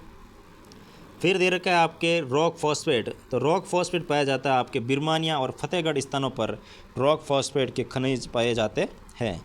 यानी कि ए में आ जाएगा 2, बी में आएगा 1, तो ए में 1, बी में 1, तो ये आ जाएगा आपके ऑप्शन नंबर 4 जो है वो आपके 58 का बिल्कुल सही हो जाएगा। नेक्स्ट क्वेश्चन देखो, 59 नंबर आपको दे रखा है, निम्नलिखित में से कौन सा राजस्थान में जिप्सम खनन क्षेत्र नहीं है। तो कौन सा क्षेत्र है जो कि जिप्सम खनन क्षेत्र नहीं रहता है, तो वो आपके इसमें आ जाएगा राजमहल टोंक जो है ये आपके जिप्सम खनन क्षेत्र नहीं है। जबकि हमीर वाली जो है ये आपके जिप्सम खनिज क्षेत्र है। पार्क की ढाणी यहाँ भी आपके जिप्सम पाया जाता है। गोट मांगलोद नागौर यहाँ पर भी आपके जिप्सम पाया जाता है। तो हमीर वाले ध्यान रखना है, पार्क की ढाणी ध्यान रखनी है, गोट मांगलोद भी ध्यान रखना है, क्योंकि इन स्थानों का संबंध आपके कौन से खनिज से रहता है, तो जिप्सम से पाया जाता है भाई। नेक्स्ट क्वेश्चन देखो भाई, 60 नंबर आपको दे रखा है, निम्नलिखित में से कौन सा जैसलमेर में प्राकृतिक गैस भंडार क्षेत्र नहीं है। तो जैसलमेर के अंदर प्राकृतिक गैस के भंडार निम्न में से कौन सा नहीं है, उसका आपको चयन करके लिखना है। जो सबसे पहले दे रखा है डांडेवाला, तो डांडेवाला आपके प्राकृतिक गैस का भंडार पाया जाता है। और इसमें रोहिला दे रखा है, इसमें आपके प्राकृतिक गैस के भंडार नहीं पाए जाते हैं। जबकि चिन्नेवाला के अंदर भी प्राकृतिक गैस पाई जाती है। कमली ताल जो है यहाँ पर भी आपके प्राकृतिक गैस के भंडार पाए जाते हैं। तो इसका आपके सही आंसर आ जाएगा रोहिल नामक स्थान पर आपके प्राकृतिक गैस के भंडार नहीं पाए जाते हैं। नेक्स्ट क्वेश्चन देखो भाई, 61 नंबर आपको दे रखा है, राजस्थान संपूर्ण देश का, तो इसमें कौन कौन सी विशेषताएं रहती है वो आपको सत्य है उसका चयन करके लिखना है। तो राजस्थान संपूर्ण देश का लगभग 22% अभ्रक उत्पादित करता है, बिल्कुल सही है। अभ्रक उत्पादन के अंदर राजस्थान का स्थान पूरे अगर भारत का देखा जाए, अगर 100% अभ्रक माने तो उसका 22% अभ्रक हम राजस्थान वाले देते हैं इंडिया को। फिर आते हैं कि 100% सीसा जस्ता और वोलेस्टोनाइट उत्पादित करता है, यानी कि सीसा जस्ता और वोलेस्टोनाइट के अंदर राजस्थान का एकाधिकार रहता है, यानी कि सर्वाधिक वही बेचता है। सर्वाधिक क्या मतलब 100% वही बेचता है, तो इसमें आपके बिल्कुल सत्य रहने वाला है। तो सीसा और वोलेस्टोनाइट के अंदर राजस्थान का एकाधिकार है, जबकि अभ्रक के अंदर 22% राजस्थान है वो बेचता है। और फिर आपके रहता है लगभग 90% से अधिक जिप्सम उत्पादित करता है, बिल्कुल सही है भाई। पूरे इंडिया का अगर 100% माने तो उसका 90% जिप्सम जो है वो राजस्थान से निकलता है। तो इसमें आपके तीनों ही कथन है वो सत्य हो जाएंगे, यानी कि ऑप्शन नंबर 4 इसमें आपके सही हो जाएगा। नेक्स्ट क्वेश्चन देखो भाई, 62 नंबर आपको दे रखा है, ओरडा, देवपुरा और हटुंडी खनन क्षेत्र है। तो ओरडा है, देवपुरा है और हटुंडी है, ये खनन क्षेत्र है वो कहाँ पर पाए जाते हैं, तो वो आ जाएगा आपके घिया पत्थर स्थान, ये आपके रहता है भाई। ये खनन क्षेत्र जो है ये घिया पत्थर से संबंधित रहने वाला है। तो 62 का ऑप्शन नंबर 2 जो है वो इसमें बिल्कुल आपके करेक्ट हो जाएगा। हाँ तो भाई नेक्स्ट क्वेश्चन आपको 63 नंबर दे रखा है, राजस्थान खनिज संपदा के संदर्भ में निम्नलिखित में से असत्य कथन, सत्य कथन नहीं है। सत्य कथन नहीं है मतलब असत्य कथन। तो सत्य कथन कौन सा नहीं है राजस्थान खनिज संपदा के बारे में, उसका आपको चयन करके लिखना है। तो पहला आपको दे रखा है, राज्य वर्तमान में 58 प्रकार के खनिजों का खनन करता है, बिल्कुल सही है। अभी वर्तमान में राजस्थान में देखा जाए तो 58 प्रकार के खनिजों को निकाला जा रहा है, उनका खनन किया जा रहा है। दूसरा दे रखा है, राजस्थान देश में सर्वाधिक खनिज विविधता वाला राज्य है, बिल्कुल सही है। राजस्थान देश का सबसे अधिक विविधता वाला राज्य रहता है। फिर दे रखा है, अधात्विक खनिज उत्पादन की दृष्टि से राज्य देश में दूसरे स्थान पर है, तो ये इसमें आपके सत्य नहीं है। राज्य में देश की लगभग 19% खाने हैं वो स्थित है, बिल्कुल सही है। तो 19% खाने स्थित है और खनिज में विविधता पाई जाती है, 58 प्रकार के खनिजों का खनन करता है, लेकिन ये ऑप्शन नंबर 3 जो है ये आपके इसमें सत्य नहीं रहने वाला। नेक्स्ट देखो भाई, 64 नंबर आपको दे रखा है, राजस्थान का निम्नलिखित में से कौन सा चूना पत्थर का खनन क्षेत्र नहीं है। तो निम्नलिखित में से कौन सा क्षेत्र है वो चूना पत्थर का खनन क्षेत्र नहीं रहता है, तो वो आ जाएगा आपके नाहत की नेरी जो है ये आपके इसमें चूना पत्थर का खनन क्षेत्र नहीं रहता है भाई, नाहत की नेरी। नेक्स्ट क्वेश्चन देखो भाई, 65 नंबर आपको दे रखा है, राजस्थान में निम्नलिखित में से कौन सा खनन क्षेत्र डोलोमाइट का नहीं है। तो कौन सा खनन क्षेत्र जो डोलोमाइट का नहीं है, तो उसका आपको चयन करके लिखना है। तो इसमें बिठल देव जो है यहाँ से आपके डोलोमाइट प्राप्त होता है, बाजला काबरा यहाँ से भी प्राप्त होता है, गोरेला चांदा यहाँ से भी आपके डोलोमाइट है वो प्राप्त होता है, लेकिन केसर देसर जो है यहाँ से आपके डोलोमाइट का प्राप्त या डोलोमाइट उत्पादित या खनन क्षेत्र नहीं रहता है भाई। तो इसमें आपके आ जाएगा केसर देसर। नेक्स्ट क्वेश्चन देखो भाई, 66 आपको दे रखा है, निम्न को सुमेलित कीजिए तथा नीचे दिए गए सही उत्तर का चयन भी कीजिए। तो इसमें सबसे पहले दे रखे आपको खनिज, सामने दे रखे हैं उससे संबंधित क्षेत्र। इसमें आपको सुमेलित करके लिखना है कि कौन सा किससे संबंधित रहता है। तो पन्ना खनिज जो है ये आपके निकलता है काला गुमान क्षेत्र से निकलता है। फिर आता है आपके हीरा, तो हीरा निकलता है आपके केसरपुरा से निकलता है हीरे। और तांबड़ा, तो तांबड़ा पाया जाता है आपके सरवाड़ नामक स्थान से। और पन्ना जो है ये आपके एक और टिक्की नामक स्थान से भी निकलता है। तो इसमें आपके आ जाएगा पन्ना टिक्की, तांबड़ा सरवाड़, हीरा आपके केसरपुरा और पन्ना आपके काला गुमान। यानी कि काला गुमान और टिक्की जो यहाँ से निकलता है पन्ना, केसरपुरा से निकलता है हीरा और सरवाड़ नामक स्थान से निकलता है तांबड़ा। तो इसमें आपका आ जाएगा 2 1 4 3 का ऑप्शन नंबर 1 जो है वो आपके इसमें बिल्कुल ही करेक्ट हो जाएगा। नेक्स्ट क्वेश्चन देखो भाई 67 आपको दे रखा है, उदयपुर जिले से उत्पादित संगमरमर का प्रकार है। तो उदयपुर जिले से उत्पादित होने वाला जो संगमरमर है उसका कौन सा प्रकार रहता है, तो वो आ जाएगा आपके डोलोमाइटिक जो है ये आपके इसमें उदयपुर जिले से उत्पादित होने वाला संगमरमर का प्रकार रहता है। तो डोलो जो है ये आपके उदयपुर से निकलने वाला संगमरमर रहता है भाई। नेक्स्ट क्वेश्चन देखो 68 आपको दे रखा है, चंदेरिया स्थित जिंक स्मेल्टर संयंत्र संचालित है। तो चंदेरिया नामक स्थान पर जो जिंक स्मेल्टर संयंत्र स्थापित है वो किसके द्वारा संचालित किया जा रहा है, तो वो आ जाएगा आपके वेदांता कंपनी के द्वारा इसे संचालित किया जा रहा है भाई। तो जिंक स्मेल्टर संयंत्र चंदेरिया आपके किसके द्वारा, तो वेदांता कंपनी के द्वारा संचालित है। नेक्स्ट क्वेश्चन देखो भाई 69 आपको दे रखा है, राजस्थान में लिग्नाइट भंडार कहाँ स्थित है। तो राजस्थान के अंदर जो लिग्नाइट के भंडार पाए जाते हैं वो कौन कौन से स्थानों पर पाए जाते हैं, तो वो आ जाएगा आपके इसमें मोकला, माता सुख और पलाना। इन स्थानों पर आपके लिग्नाइट भंडार के खनिज पाए जाते हैं भाई। तो मोकला नामक स्थान पर पाया जाता है, माता सुख नामक स्थान पर पाया जाता है और पलाना नामक स्थान पर लिग्नाइट के भंडार पाए जाते हैं। नेक्स्ट क्वेश्चन देखो भाई 70 नंबर आपको दे रखा है, निम्नलिखित खनन क्षेत्र और खनिज में से असुमेलित युग्म की पहचान कीजिए। यानी कि एक तरफ दे रखे हैं खनन क्षेत्र, सामने दे रखा है संबंधित खनिज, इसमें से आपको असुमेलित युग्म को चयन करके लिखना है। तो इसमें सबसे पहले दे रखा है आपको अकवाली और सतकुई, तो यहाँ से आपके तांबा नामक खनिज का खनन होता है। फिर दे रखा है गुज्जरबाड़ा मैग्नीज, तो ये इसमें आपके असुमेलित रहने वाला है। अभी गुज्जरबाड़ा से आपके इसमें ये खनिज है वो नहीं निकलता है, तो ये इसमें आपकी गलत हो जाएगा। फिर दे रखा है जगतपुरा भूकिया, तो यहाँ से आपके सोने का खनन किया जाता है। और बंजारी लक्ष्मी, तो यहाँ से आपके अब्रक का है उत्खनन किया जाता है, खनिज निकाला जाता है। तो इसमें आपको हो जाएगा गुर्जरबाड़ा मैग्नीज, ये इसमें असुमेलित है भाई। नेक्स्ट क्वेश्चन देखो भाई 71 नंबर आपको दे रखा है, राजस्थान खनिज नीति 2024 कब लागू की गई। यानी कि राजस्थान जो खनिज नीति 2024 वाली है इसको है वो कब लागू किया गया था, तो वो इसमें आपके आ जाएगा भाई 4 दिसंबर को इसे लागू किया गया था। तो राजस्थान खनिज नीति 2024 4 दिसंबर से लागू की गई थी। नेक्स्ट क्वेश्चन देखो भाई 72 आपको दे रखा है, केवलिन के नाम से किसे जाना जाता है। यानी कि केवलिन जो है इसे किस खनिज को इस नाम से जाना जाता है, तो वो आपके इसमें रहने वाला है जो चाइना क्ले आता है खनिज, उसको आपके केवलिन के नाम से भी जाना जाता है। तो ये बहुत ही इंपॉर्टेंट चीज़ है भाई कि चाइना क्ले को और किस नाम से जानते हैं, तो आपके इसमें आ जाएगा केवलिन के नाम से भी जाना जाता है भाई। नेक्स्ट क्वेश्चन देखो 73 आपको दे रखा है, राजस्थान में रागेश्वरी तथा मंगला तेल कुएँ अवस्थित है। तो राजस्थान के अंदर जो रागेश्वरी है और मंगला तेल के जो कुएँ हैं वो कहाँ कहाँ पर स्थित है, तो वो आ जाएगा आपके इसमें बाड़मेर और सांचौर बेसिन के अंदर रागेश्वरी और मंगला तेल के कुएँ स्थित है भाई। तो बाड़मेर और सांचौर बेसिन इसमें आपके सही हो जाएगा। नेक्स्ट क्वेश्चन देखो 74 आपको दे रखा है, निम्नलिखित में से कौन सा एक अधात्विक खनिज नहीं है। तो अधात्विक खनिज कौन सा नहीं है उसका आपको चयन करके लिखना है।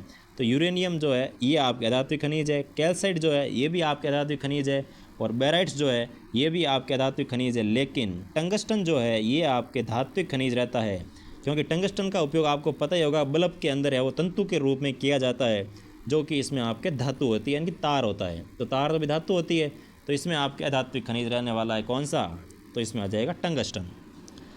नेक्स्ट क्वेश्चन देखो भाई 75 आपको दे रखा है, निम्नलिखित में से कौन सा एक गैर लाभकारी निकाय जो खनन कार्यों से प्रभावित क्षेत्रों तथा व्यक्तियों के हित के लिए कार्य करता है वह है। यानी कि जो गैर लाभकारी निकाय है लेकिन खनन कार्यों से प्रभावित क्षेत्रों और लोगों के हित के लिए कार्य करने वाला संस्था या ट्रस्ट कौन सा है, तो वो इसमें आ जाएगा आपके डिस्ट्रिक्ट मिनरल फाउंडेशन ट्रस्ट। यानी कि ऑप्शन नंबर 1 इसका बिल्कुल करेक्ट हो जाएगा भाई कि डिस्ट्रिक्ट मिनरल्स फाउंडेशन जो ट्रस्ट है वो कोई भी जैसे कोई खनन क्षेत्र में काम करता है तो उसमें अगर खनिज जैसे कोई कोयला वगैरह खान में काम करता है और खदान में बाई चांस मान लो कोई दुर्घटना घटित हो गई और उसमें मान लो किसी परिवार के सदस्य की डेथ हो गई, तो उसको बिल्कुल आर्थिक सहायता देनी, हर चीज़ जो भी इसको फ़ायदा वगैरह करेगा वो आपके इसमें डिस्ट्रिक्ट मिनरल फाउंडेशन ट्रस्ट के द्वारा ही किए जाएंगे। नेक्स्ट क्वेश्चन देखो भाई 76 आपको दे रखा है। 29 मई को केंद्रीय कृषि और किसान कल्याण राज्य मंत्री भागीरथ चौधरी ने डैश डैश डैश से राजस्थान में राज्य स्तर पर विकसित कृषि संकल्प अभियान का शुभारंभ किया था। यानी कि विकसित कृषि संकल्प अभियान का शुभारंभ है वो कहाँ से किया गया था, तो वो आपके इसमें आ जाएगा रलावता अजमेर से इस अभियान की शुरुआत की गई थी। रलावता नामक स्थान अजमेर से इसको शुरू किया गया था भाई। नेक्स्ट क्वेश्चन देखो भाई 77 आपको दे रखा है। 30 अप्रैल 2025 को राजस्थान सरकार द्वारा इलेक्ट्रोथेरेपी चिकित्सा पद्धति बोर्ड का गठन किया गया। निम्नलिखित में से कौन इस बोर्ड का सदस्य नहीं है, यानी कि इस बोर्ड का जो सदस्य है वो कौन नहीं है उसका आपको चयन करके लिखना है। तो इसमें सबसे पहले दे रखा है हेमंत सेठिया, ये आपके इस बोर्ड के सदस्य रहते हैं। फिर दे रखा है कुलदीप वर्मा, तो ये भी इसमें आपके शामिल है। और फिर दे रखा है गोविंद लाल सैनी, वो भी इसमें आपके शामिल है। लेकिन राजीव शर्मा जो है वो आपके इसमें इलेक्ट्रोथेरेपी चिकित्सा पद्धति बोर्ड के सदस्य नहीं रहते हैं, राजीव वर्मा। तो ऑप्शन नंबर 3 बिल्कुल इसका आपके बिल्कुल सही हो जाएगा।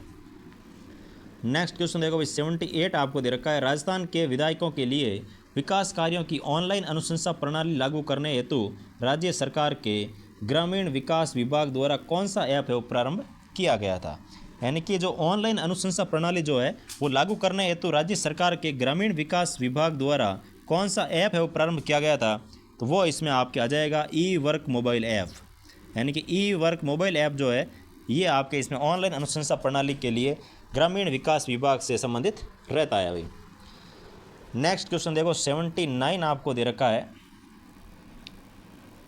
4 से लेकर 15 मई तक बिहार में आयोजित हुए 7वें खेलो इंडिया यूथ गेम्स के संबंध में निम्नलिखित कथनों पर विचार कीजिए। तो सबसे पहला क्वेश्चन तो आपको ये ध्यान रखना है कि 7वां जो खेलो इंडिया यूथ गेम्स हुए हैं वो कहाँ पर हुए हैं, तो वो आ जाएगा आपके बिहार के अंदर हुए हैं। और कब हुए हैं, तो 4 से लेकर 15 मई 2025 के बीच 7वें खेलो इंडिया यूथ गेम्स का आयोजन बिहार के अंदर किया गया था। ठीक है, अब इनके बारे में कुछ कथन दे रखे हैं, उसमें सत्य कथन कौन सा है उसका आपको चयन करके लिखना है भाई। तो सबसे पहला दे रखा, इन खेलों में राजस्थान ने कुल 60 पदक है वो जीते हैं। तो राजस्थान ने कितने पदक जीते हैं, तो बिल्कुल सही बात है अभी राजस्थान ने खेलो इंडिया 7वें खेलो इंडिया यूथ गेम्स जो कि बिहार के अंदर हुए हैं 4 मई से लेकर 15 मई के बीच हुए हैं, उनमें राजस्थान ने 60 स्वर्ण पदक जीते हैं। बिल्कुल सही है इसमें। दूसरा दे रखा, इसमें इन खेलों में राजस्थान की पुरुष बास्केटबॉल टीम ने स्वर्ण पदक जीता है भाई। तो इसमें बास्केटबॉल टीम ने भाई स्वर्ण पदक तो नहीं जीता था, तो ये हो जाएगा आपके असत्य। फिर दे रखा है आपको, इन खेलों में राजस्थान में सर्वाधिक पदक है वो साइकिलिंग के अंदर जीते हैं। बिल्कुल सही है भाई, राजस्थान ने सर्वाधिक पदक जो है वो आपके इसमें साइकिलिंग के अंदर जीते हैं। तो इसमें आपके ए और सी सही है, यानी कि ऑप्शन नंबर 4 जो है वो आपके 79 का बिल्कुल ही करेक्ट हो जाएगा भाई। नेक्स्ट क्वेश्चन देखो भाई 80 नंबर आपको दे रखा है। नई दिल्ली में आयोजित 23वीं Kumar Surendra Singh memorial rifle shooting championship में मनेनी कौशिक ने किस स्पर्धा में राष्ट्रीय रिकॉर्ड बनाते हुए स्वर्ण पदक जीता है। यानी कि जो नई दिल्ली के अंदर आयोजित हुई है 23वीं Kumar Surendra Singh memorial rifle shooting championship, इसके अंदर मनेनी जो कौशिक है इन्होंने किस स्पर्धा में राष्ट्रीय रिकॉर्ड बनाते हुए स्वर्ण पदक जीता है, वो आ जाएगा आपके 50 मीटर राइफल फ्रॉन के अंदर इन्होंने स्वर्ण पदक जीता है। तो क्वेश्चन आ सकता है कि Kumar Surendra Singh memorial rifle shooting championship कहाँ आयोजित हुई है, तो दिल्ली के अंदर आयोजित हुई है। इसमें राजस्थान की जो मनेनी कौशिक है इनका संबंध कौन से खेल से रहता है, तो समझ लेना शूटिंग से संबंधित है। और उन्होंने कौन से स्पर्धा में स्वर्ण पदक जीता है, तो वो आ जाएगा 50 मीटर राइफल फ्रॉन के अंदर उन्होंने स्वर्ण पदक जीता है भाई। ठीक है ना। नेक्स्ट क्वेश्चन देखो 81 आपको दे रखा है। राजस्थान के किस लोकसभा सदस्य को प्राइम फाउंडेशन द्वारा संसद रत्न अवार्ड 2025 प्रदान किया गया था। तो राजस्थान के किस लोकसभा सदस्य को प्राइम फाउंडेशन द्वारा संसद रत्न अवार्ड 2025 है वो प्रदान किया गया था, तो वो आ जाएगा इसमें आपके पीपी चौधरी जो कि पाली से सांसद है, इनको ये अवार्ड दिया गया था Sansad Ratna award 2025 PP Chaudhary. Next question देखो अभी 82 नंबर आपको दे रखा है।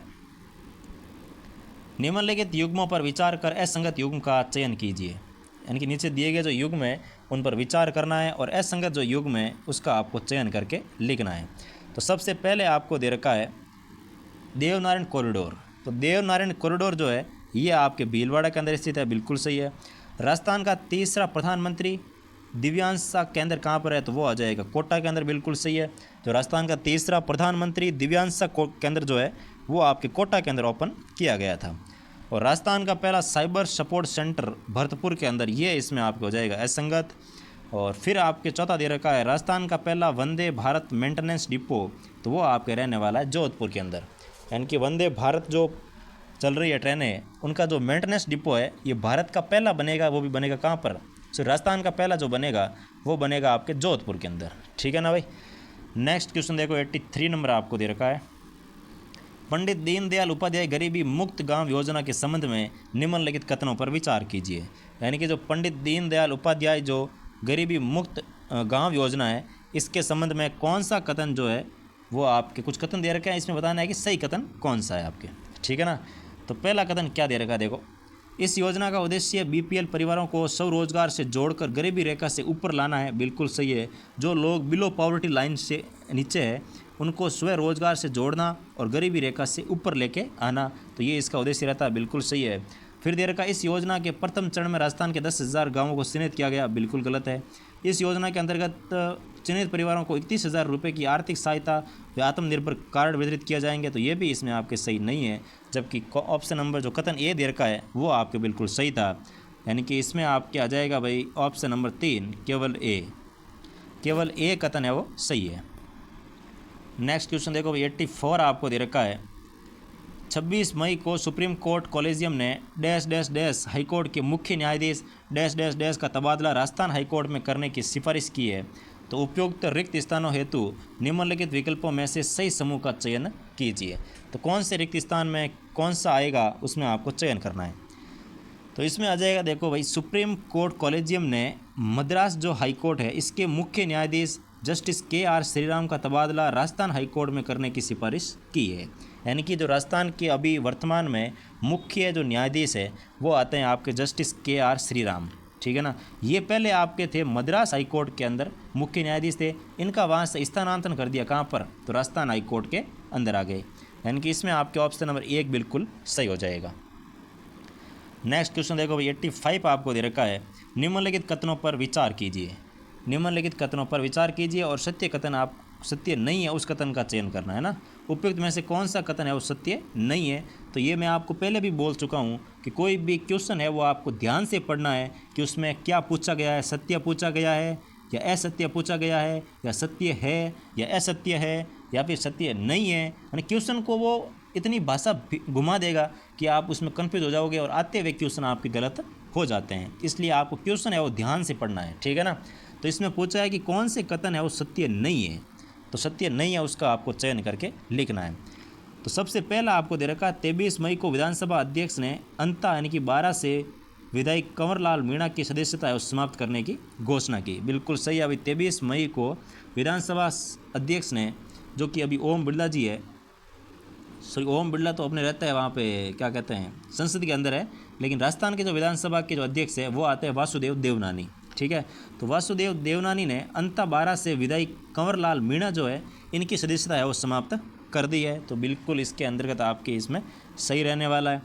फिर दे रखा है नवंबर 2024 में हुए उपचुनाव में कंवरलाल मीणा भारत आदिवासी पार्टी के विधायक चुने गए थे।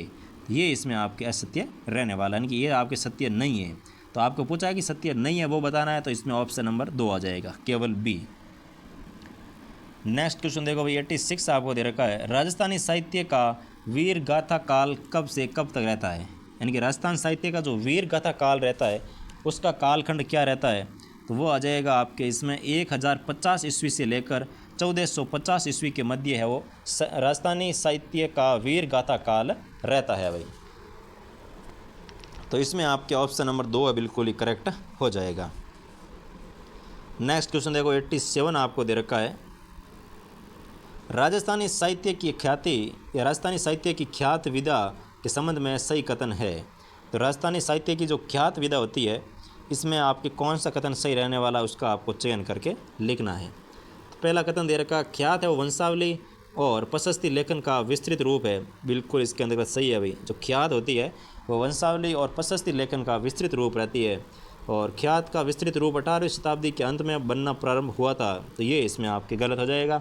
आपको पूछा है सही कथन, तो सही इसमें आएगा केवल ए। तो ऑप्शन नंबर 1 इसका बिल्कुल ही करेक्ट हो जाएगा। नेक्स्ट क्वेश्चन देखो भाई 88 आपको दे रखा है, राजस्थानी साहित्य लेखन की ऐसी विधा जिसमें नृत्य, गायन व अभिनय तीनों कलाओं का समावेश मिलता है, तो वो साहित्य की कौन सी लेखन विधा रहती है? तो वो इसमें आ जाएगी आपकी रास जो है, इसमें आपको नृत्य भी मिलने वाला है, गायन भी मिलने वाला है और अभिनय यानी कि नाटक भी इसमें सम्मिलित है, तो वो आ जाएगी आपकी रास लीला।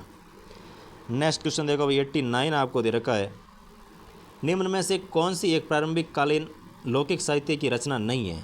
यानी कि लौकिक जो साहित्य होता है इसकी रचना कौन सी नहीं रहती है? तो इसमें बिस्लदेव रासो इसमें शामिल है, बसंत विलास भी इसमें आपके लौकिक साहित्य रहता है और मलय सुंदरी कथा ये भी आपके इसमें प्रारंभिक कालीन लौकिक साहित्य की रचना रहती है। और नहीं रहती है तो वो आ जाएगा आपके रणमल छंद जो है, ये आपके इसमें लौकिक साहित्य की रचना नहीं है भाई। तो इसका आपका आ जाएगा ऑप्शन नंबर 4। नेक्स्ट क्वेश्चन देखो भाई 90 नंबर आपको दे रखा है, निम्न में से लेखक और रचना कौन सा सही सुमेलित नहीं है? तो कौन सा सही सुमेलित नहीं है उसका आपको चयन करके लिखना है। तो ब्रजसेन सूरी जो है इसकी रचना आपके भरतेश्वर बाहुबली रास ये इसमें आपके नहीं रहती है, तो इसमें पहला ही आपके सुमेलित नहीं है। जबकि शालीभद्र की रचना आती है बुद्धि विलास, कवि असाहित की रचना रहती है हंसावली और इसमें चंद्रबरदाई की रचना आती है पृथ्वीराज रसो, तो ये सभी इसमें सुमेलित है। लेकिन ब्रजसेन सूरी जो है इसकी रचना आपकी भरतेश्वर बाहुबली रास नहीं रहती है। नेक्स्ट क्वेश्चन देखो भाई 91 नंबर आपको दे रखा है, वर्दी विकास के संबंध में असत्य है। तो वर्दी विकास के संबंध में कौन सा कथन असत्य रहता है उसका आपको चयन करना है। तो पहला दे रखा है, वर्दी निश्चित आयु पर समाप्त हो जाती है। यानी कि वर्दी जो है, जो शरीर का विकास होता है वर्दी होती है, वो एक निश्चित आयु के बाद है वो समाप्त हो जाती है, बिल्कुल सही है भाई। और फिर दे रखा है, विकास मरने तक जारी रहता है। तो विकास जो है वो मरने तक जारी रहता है, लेकिन जो शरीर की वर्दी है वो आपके निश्चित आयु के बाद समाप्त हो जाती है। फिर दे रखा है आपको, वर्दी हमेशा विकास को प्रभावित करती है, बिल्कुल सही है। जो वर्दी है वो विकास को हमेशा क्या करती है? प्रभावित भी करती है। फिर दे रखा है, विकास हमेशा वर्दी को प्रभावित करता है, तो ये गलत है। विकास कभी वर्दी को प्रभावित नहीं करेगा, जबकि वर्दी जो है वो विकास को प्रभावित करती है। तो ये इसमें 4 नंबर जो है ये इसमें आपके असत्य हो जाएगा। नेक्स्ट क्वेश्चन देखो भाई 92 आपको दे रखा है, निम्नलिखित में से सत्य है। तो निम्नलिखित कथनों में से सत्य कथन कौन सा है उसकी आपको चयन करके लिखना है। तो पहला दे रखा है, विकास वर्दी का एक भाग है, जो कि गलत है, क्योंकि वर्दी जो है वो विकास का एक भाग है, न कि विकास वर्दी का भाग है, ठीक है ना। हाँ देखो नीचे दे दिया, वर्दी विकास का भाग है, बिल्कुल सही है भाई। जो वर्दी है ये विकास का भाग रहती है। फिर दे रखा है, वर्दी के अभाव में विकास दिखाई दे सकता है। यानी अगर वर्दी का अगर अभाव है तो भी आपको विकास है वो दिखाई दे सकता है, तो इसमें बिल्कुल सही है भाई। और विकास के अभाव में वर्दी दिखाई दे सकती है, तो ये इसमें आपके गलत हो जाएगा। यानी कि ए और बी यानी कि दूसरा और तीसरा सही है, तो ऑप्शन नंबर 2 जो है वो इसमें आपके बिल्कुल ही करेक्ट हो जाएगा। नेक्स्ट क्वेश्चन देखो भाई 93 आपको दे रखा है, विकास के फलस्वरूप नवीन विशेषता व नवीन योग्यता दिखाई देती है, ये कथन किसने दिया था? यानी कि विकास के फलस्वरूप नवीन विशेषताएं और नवीन योग्यताएं है वो दिखाई देती है, तो ये कथन कहने वाला आ जाएगा आपके हरलॉग ने कहा था कि जो विकास है इसके फलस्वरूप नवीन विशेषताएं दिखती है, नवी योग्यताएं भी दिखाई देती है, तो ये आपके हरलॉग के द्वारा कहा गया था। नेक्स्ट क्वेश्चन देखो भाई 94 आपको दे रखा है, क्लिनिक में उपस्थित कुछ माता पिता जो इसलिए परेशान थे कि कुछ के बच्चे घुटनों के बल ही चल रहे हैं और पैरों पर नहीं चल पा रहे हैं, वही कुछ बच्चे घुटनों के बल भी नहीं चल पा रहे हैं, उन्हें देख कर के पीडियाट्रिशियन ने कहा कि आप चिंता ना करें, हर बच्चा पहले सर पर नियंत्रण करता है, फिर गर्दन पर नियंत्रण करता है, फिर घुटनों के बल चलता है और अंत में चलना सीखता है। भले ही समय कम ज़्यादा लगे पर यह नॉर्मल प्रोसेस है। ये घटना किस सिद्धांत को स्पष्ट करती है? यानी कि जो विकास का क्रम आपको दे रखा है कि सबसे पहले सर पर नियंत्रण होता है, फिर गर्दन पर होता है, फिर आपके घुटनों के बल चलता है और फिर आपके प्रॉपर रूप से पैरों के बल पर चलना शुरू करता है। तो ये जो आपके प्रोसेस है ये कौन से सिद्धांत से संबंध रखता है? तो वो देखो नीचे कौन कौन सिद्धांत दे रखे हैं आपको, तो वो इसमें आपके आ जाएगा भाई, व्यक्ति भिन्नता और स्फेनोकोडल समान प्रतिमान, ये इसमें आपके संबंधित रहने वाला है। तो इसमें आपके ऑप्शन नंबर 3 जो है वो बिल्कुल ही करेक्ट हो जाएगा। नेक्स्ट क्वेश्चन देखो भाई 95 आपको दे रखा है, राहुल को पहले मम्मी रोटी के निवाले तोड़कर थाली में देती थी, जिन्हें वह सब्जी में लगाकर खा लेता। अब वह रोटी तोड़ने भी लग गया और निवाला भी बनाकर खाने भी लग गया। तो ये प्रगति है। तो ये प्रगति रहती है आपके इंटीग्रेशन, यानी कि पहले जो मम्मी है उसको छोटे छोटे निवाले बना के खिलाती थी, लेकिन फिर जैसे जैसे विकास हुआ, वृद्धि हुई, तो वह रोटी खुद तोड़ता है और निवाला बनाता है और खा लेता है। तो ये आपके आती है वृद्धि किसमें? इंटीग्रेशन के तहत रहती है भाई, आंतरिक वृद्धि। नेक्स्ट क्वेश्चन देखो भाई 96 आपको दे रखा है, परिपक्वता और अधिगम का विकास से संबंध देखते हुए किस गणितीय मॉडल से इसे समझा जा सकता है? यानी कि परिपक्वता और अधिगम का जो विकास है उसके संबंध को देखते हुए किस गणितीय मॉडल से इसे समझा जा सकता है? तो वो आता है इसमें आपके गुणा के द्वारा गुणा गणितीय मॉडल से समझा जा सकता है। नेक्स्ट क्वेश्चन देखो भाई 97 आपको दे रखा है, उत्तर बाल्य अवस्था से संबंधित समूह नहीं है। तो उत्तर बाल्य अवस्था से संबंधित समूह कौन सा नहीं है? तो वो आ जाएगा आपकी खेलने की आयु, तीव्र कामुकता, संग्रहण और निरुद्देश्य घूमना। ये आपके उत्तर बाल्यावस्था से संबंधित समूह नहीं रहते हैं। बाकी जैसे देखा जाए स्थानीय दांत का आना, ये आपके उत्तर बाल्यावस्था की विशेषता है। सामूहिकता, विद्यालय काल, स्मार्ट एज, तो ये आपके रहती है उत्तर बाल्यावस्था। और संग्रहण है, बहिर्मुखता है, मिथ्या परिपक्वता है, सामर्थ्य का विकास है, समूह काल है, गंदी अवस्था है, स्मार्ट एज है, समलैंगिकता है। ये आपके उत्तर बाल्यावस्था से संबंधित रहते हैं, जबकि पहला ही आपके इसमें संबंधित नहीं है। नेक्स्ट क्वेश्चन देखो भाई 98 दे रखा है आपको, आसक्ति का विकास होता है। तो जो आसक्ति है इसका विकास कब होता है, कौन सी अवस्था में होता है? तो वो आ जाएगा इसमें आपके शैशव अवस्था के अंदर आसक्ति का विकास होता है। नेक्स्ट क्वेश्चन देखो भाई 99 आपको दे रखा है, पूर्व बाल्यावस्था नहीं है। तो कौन सी अवस्था है वो पूर्व बाल्यावस्था नहीं रहती? तो तैयारी की अवस्था, ये आपके पूर्व बाल्यावस्था। प्रश्न पूछने की अवस्था, तो ये भी आपके पूर्व बाल्यावस्था। और समूह पूर्व अवस्था, तो ये भी आपके रहती है पूर्व बाल्यावस्था। लेकिन जो विद्यालय जाने की अवस्था होती है ये आपके पूर्व बाल्यावस्था नहीं रहती है। तो 99 का ऑप्शन नंबर 4 जो है वो बिल्कुल आपके करेक्ट हो जाएगा। फिर देखो 100 नंबर क्वेश्चन दे रखा है, दांत निकलने की औसत आयु है। तो जो दांत निकलने की जो औसत आयु होती है वो आपके रहती है 6 से लेकर 8 महीने के भीतर दांत निकलने हैं वो प्रारंभ हो जाते हैं। नेक्स्ट क्वेश्चन देखो भाई 101 आपको दे रखा है, 6 साल की नंदिनी अब पेंसिल से छोटे छोटे अक्षर एक सीधी पंक्ति में लिख सकती है और मार्जिन के अंदर पैराग्राफ को पूरा रख सकती है। ये किसका उदाहरण है? यानी कि जो नंदिनी है वो 6 साल की नंदिनी है, वो अब पेंसिल के छोटे छोटे टुकड़ों को एक सीधी पंक्ति में लिख सकती है और मार्जिन के अंदर पैराग्राफ को पूरा भी रख सकती है। तो ये उदाहरण आपके रहता है इसमें सूक्ष्म गत्यात्मक कौशल का उदाहरण रहता है भाई, सूक्ष्म गत्यात्मक कौशल। नेक्स्ट क्वेश्चन देखो भाई 102 आपको दे रखा है, अक्कू का फेरेरा रोस्टर स्लॉक चॉकलेट देखते ही तुरंत खाने का मन हो गया। ये किस मूल प्रवृत्ति संवेग का उदाहरण है? यानी कि जो अक्कू है इसने जैसे ही चॉकलेट को देखी तो इसका मन हो गया कि ये तो बस मेरे को खानी है। तो ये है वो मूल प्रवृत्ति। कौन सी मूल प्रवृत्ति का उदाहरण रहता है? तो वो आ जाएगा भाई स्वाद।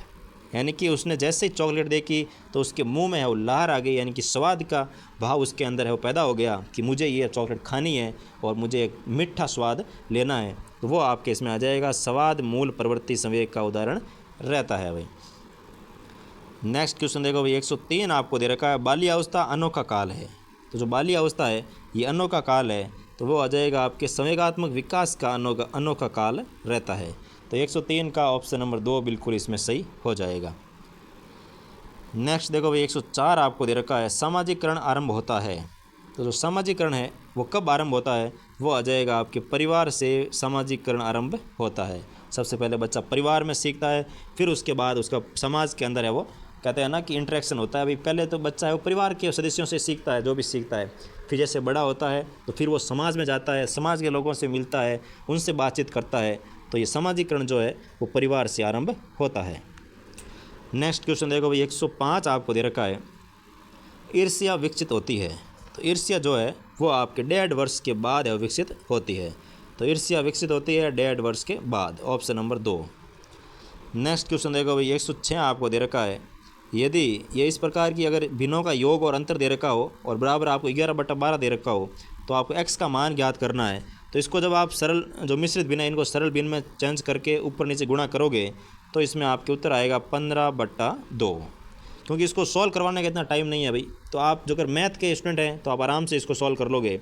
और इसमें कुछ ज़्यादा कुछ है नहीं, बहुत ही बेसिक क्वेश्चन है। तो आप आराम से इसको सॉल्व कर सकते हो। और इस क्वेश्चनों को अभी सॉल्व करवाना इतना पॉसिबल भी नहीं हो सकता, क्योंकि फिर ये क्लास चली जाएगी 2-3 घंटों पर। तो मैं नहीं चाहता कि 2-3 घंटे हो। हम ऐसा करते हैं कि इसको मैं आंसर लगा देता हूँ, ठीक है ना। तो 106 का हो जाएगा आपके ऑप्शन नंबर 3, 15/2। नेक्स्ट क्वेश्चन देखो, 107 आपको दे रखा है। 107 में दे रखा है 8 - 5 भाग 4 - 2 प्लस 2 प्लस 2 प्लस 1 8/13 का मान ज्ञात करो। यानी कि ये आपके जो बोर्ड मास सिद्धांत है उस पर आधारित ये क्वेश्चन रहता है। तो अगर आपको बोर्ड मास का नॉलेज है तो इसको आप आराम से सॉल्व कर लोगे, और इसका जो आंसर आएगा वो आएगा 13/20। नेक्स्ट क्वेश्चन देखो, 108 दे रखा है। 800 डिवाइडेड बाई 64, यानी कि 64 से 800 में भाग देना है, फिर गुणा करना है 1296 भाग 36। यानी कि ये भी आपके बोर्ड मास का रहता है, इसलिए पहले भाग वाली संक्रिया सॉल्व होगी। तो पहले इसको भाग दो, फिर उसको भाग दो, फिर इन दोनों का जो भागफल आता है उसका गुणा कर दो। तो गुणा करते ही आपको इसमें से कोई भी प्राप्त नहीं होने वाला।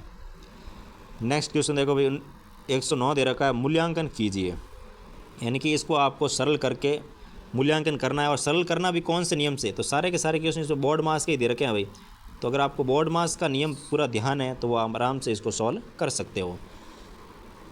तो इसमें आ जाएगा आपके ऑप्शन नंबर 4 कि इसमें इसका जो सरलीकरण करने पर जो आंसर आएगा वो आपको 5 मिलने वाला है। नेक्स्ट देखो, 110 दे रखा है। सरल कीजिए, यानी कि 5/3 गुणा 17/15 का 7/5 माइनस 1/3। का मतलब इसमें गुणा से लिया जाता है, ध्यान रखना। का लिखा हुआ इसका मतलब वो गुणा में है, ठीक है ना। और जब इसको आप सरल करोगे तो आपको आंसर मिलेगा 2, ऑप्शन नंबर 3। नेक्स्ट क्वेश्चन देखो, 111 आपको दे रखा है। 1.81 गुणा 1.81 गुणा 1.81 प्लस 1.19 गुणा 1.19 1.19।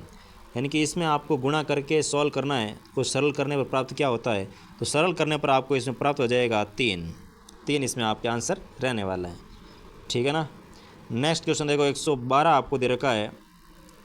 कोष्टक 3 - 4 कोष्टक 3 - 4 इन्वर्स का इन्वर्स बराबर होगा। यानी कि इसका अगर इन्वर्स आप करोगे तो इसमें आपको आंसर मिलेगा प्लस का 1/7। 1/7 इसका आंसर हो जाएगा। इसको तो थोड़ा छोटा क्वेश्चन तो कर लेते हैं इसको। तो इसमें दे रखा है आपको 3 - 4, ठीक है। फिर इन्वर्स दे रखा है। इन्वर्स का मतलब है कि ये संख्या पूरी बट्टा के अंदर है। तो 3 गुणा 4 गुणा में इसके बट्टा में आएगा।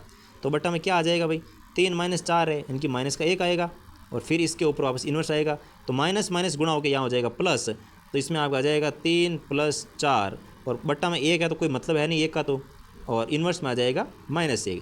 इन्वर्स का मतलब यही है कि जो ये संख्या है ये बट्टा के अंदर है, बस इतना ध्यान रखना आप कि इन्वर्स है। इसका मतलब है कि ये संख्या जो दे रखी है आपको वो 1/3 + 4 होगी, यानी कि आपके 1/7 रहने वाली है। तो इसमें आपका आ जाएगा ऑप्शन नंबर 3। नेक्स्ट क्वेश्चन देखो, 113 आपको दे रखा है। 1.3 पर बार गुणा 1.3 पर बार गुणा 1.3 पर बार -1। तो इसमें बार का मतलब होता है कि भाई इस संख्या का है वो बार बार है, वो पुनरावृत्ति हो रही है। यानी कि जो ये संख्या आ रही है वो 1.33333 आ रही है, बहुत बार आ रही है, इसलिए हम 3 के ऊपर बार लगा देते हैं कि 3 है वो रिपीट हो रहा है। तो इसका आप अगर सरलीकृत रूप लिखोगे तो वो आ जाएगा आपकी 1/3। ये आपके इसमें आंसर रहने वाला है। और मैं ये जो रीड की आपके जो गणित है इसका पूरा सिलेबस इस चैनल पर करवाने वाला हूँ, बहुत ही जल्द शुरू करने वाला हूँ, इसलिए चैनल के साथ बने रहना है। और आपकी गणित को मैं इतनी सरल बना दूंगा कि आप सोचते रह जाओगे कि भाई ऐसी भी गणित पढ़ा सकते हैं क्या कोई। तो चिंता मत करो, आप बस चैनल के साथ बने रहो। और अगर आपको गणित पढ़नी है तो मेरे को कमेंट में लगभग अगर 50 कमेंट आ जाएंगे कि सर गणित पढ़ो आप, तो मैं आपको गणित इतना सरल तरीके से पढ़ाऊँगा भाई रीड की, कि आप देखते रह जाओगे देखना, ठीक है ना। तो कमेंट ज़रूर करना अगर आपको गणित पढ़ना है तो 113 का हो जाएगा आपके ऑप्शन नंबर 1। नेक्स्ट देखो भाई, 114 आपको दे रखा है। निम्नलिखित भिन्नों को अवरोही क्रम में व्यवस्थित कीजिए। यानी कि जो भिन्न दे रखी है इसको आपको अवरोही क्रम में व्यवस्थित करना है। तो इसका जो अवरोही क्रम आ जाएगा वो रहेगा आपके 11/13, 7/9, 3/5। ये है इसके आपके अवरोही क्रम, यानी कि सबसे बड़ी संख्या पहले, फिर छोटी, फिर उससे छोटी। तो ये आपके रह जाएगा ऑप्शन नंबर 3। नेक्स्ट क्वेश्चन देखो भाई, 115 आपको दे रखा है। प्रोजेक्ट विधि में से कौन सा नियम है वो संबंधित नहीं है। तो प्रोजेक्ट विधि से कौन सा नियम है वो संबंधित नहीं है, वो आपको चयन करके लिखना है। तो इसमें तत्परता का नियम प्रोजेक्ट विधि से संबंधित है, अभ्यास का नियम भी संबंधित है, प्रभाव का नियम भी संबंधित है, लेकिन आनुवंशिकता का जो नियम है ये आपके इसमें प्रोजेक्ट विधि से संबंधित नहीं रहता है भाई। नेक्स्ट क्वेश्चन देखो, 116 आपको दे रखा है। प्रयोजना पद्धति में बालक सीखता है। तो जो प्रयोजना पद्धति होती है इसमें बालक क्या सीखता है, तो वो आ जाएगा शारीरिक व मानसिक क्रियाओं के द्वारा वो सीखता है। यानी कि परियोजना के द्वारा जो परियोजना पद्धति है इसमें बालक है वो शारीरिक और मानसिक क्रियाएं करके सीखता है भाई। तो ऑप्शन नंबर 2 इसका बिल्कुल ही करेक्ट हो जाएगा।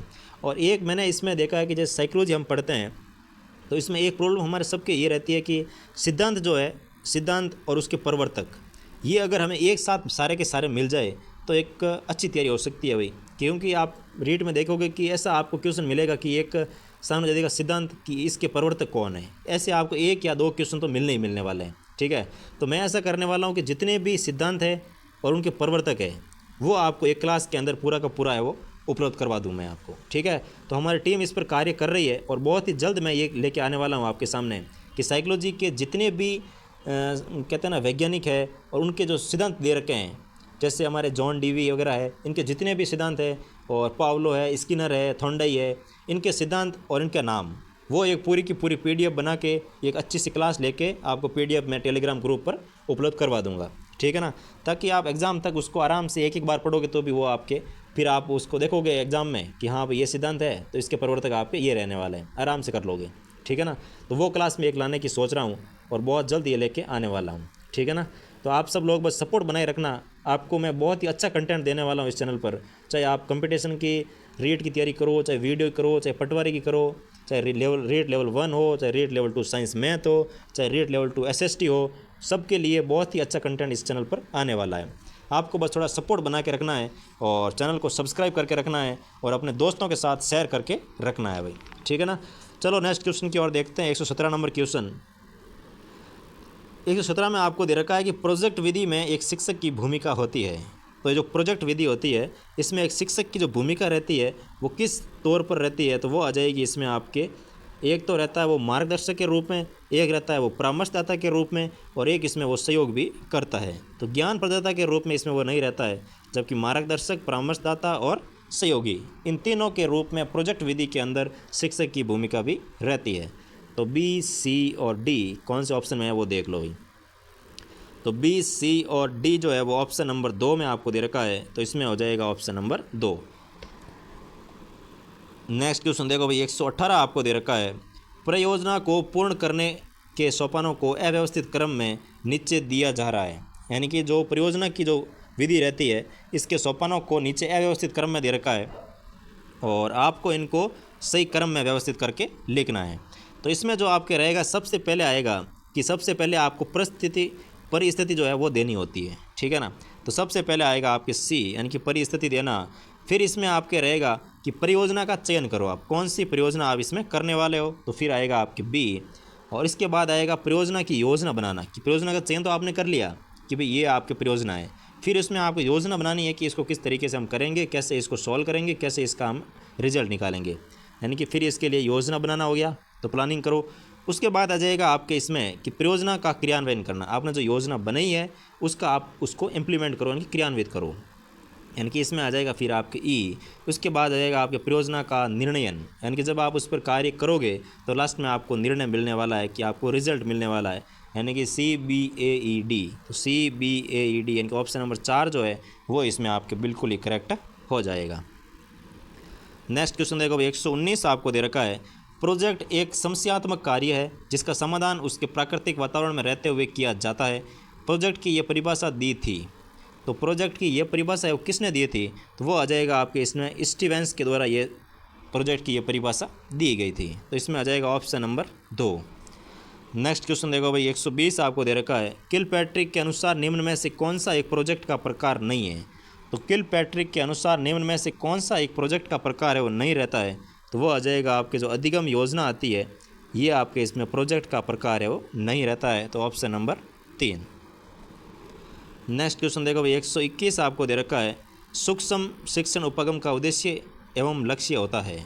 तो सूक्ष्म शिक्षण उपगम का उद्देश्य और लक्ष्य क्या होता है, तो वो इसमें आपके रहने वाला है शिक्षक और प्रशिक्षणार्थियों के व्यवहार में परिवर्तन करना ही इसका उद्देश्य रहता है, यानी कि ऑप्शन नंबर 2 जो है वो इसमें बिल्कुल आपके करेक्ट हो जाएगा।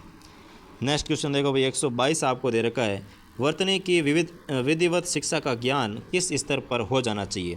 यानी कि जो वर्तनी की जो विधिवत शिक्षा है इसका ज्ञान है वो किस स्तर पर हो जाना चाहिए, तो वो आपके इसमें आ जाएगा प्राथमिक स्तर पर वर्तनी की विधिवत शिक्षा का ज्ञान हो जाना चाहिए। यानी कि जो लिखावट है आपकी वो आपके प्राथमिक स्तर तक है वो सुधर जानी चाहिए, यानी कि अच्छी तरीके से आप लिखना आपको आना चाहिए। नेक्स्ट क्वेश्चन दे रखा है 123 नंबर, निम्नलिखित में से कौन सी अनौपचारिक मौखिक अभिव्यक्ति है, यानी कि अनौपचारिक मौखिक अभिव्यक्ति कौन सी रहती है, तो वो आ जाएगा आपके इसमें से उपरोक्त में से कोई भी नहीं रहने वाली, यानी कि ऑप्शन नंबर 4 आ जाएगा, उपरोक्त में से कोई नहीं।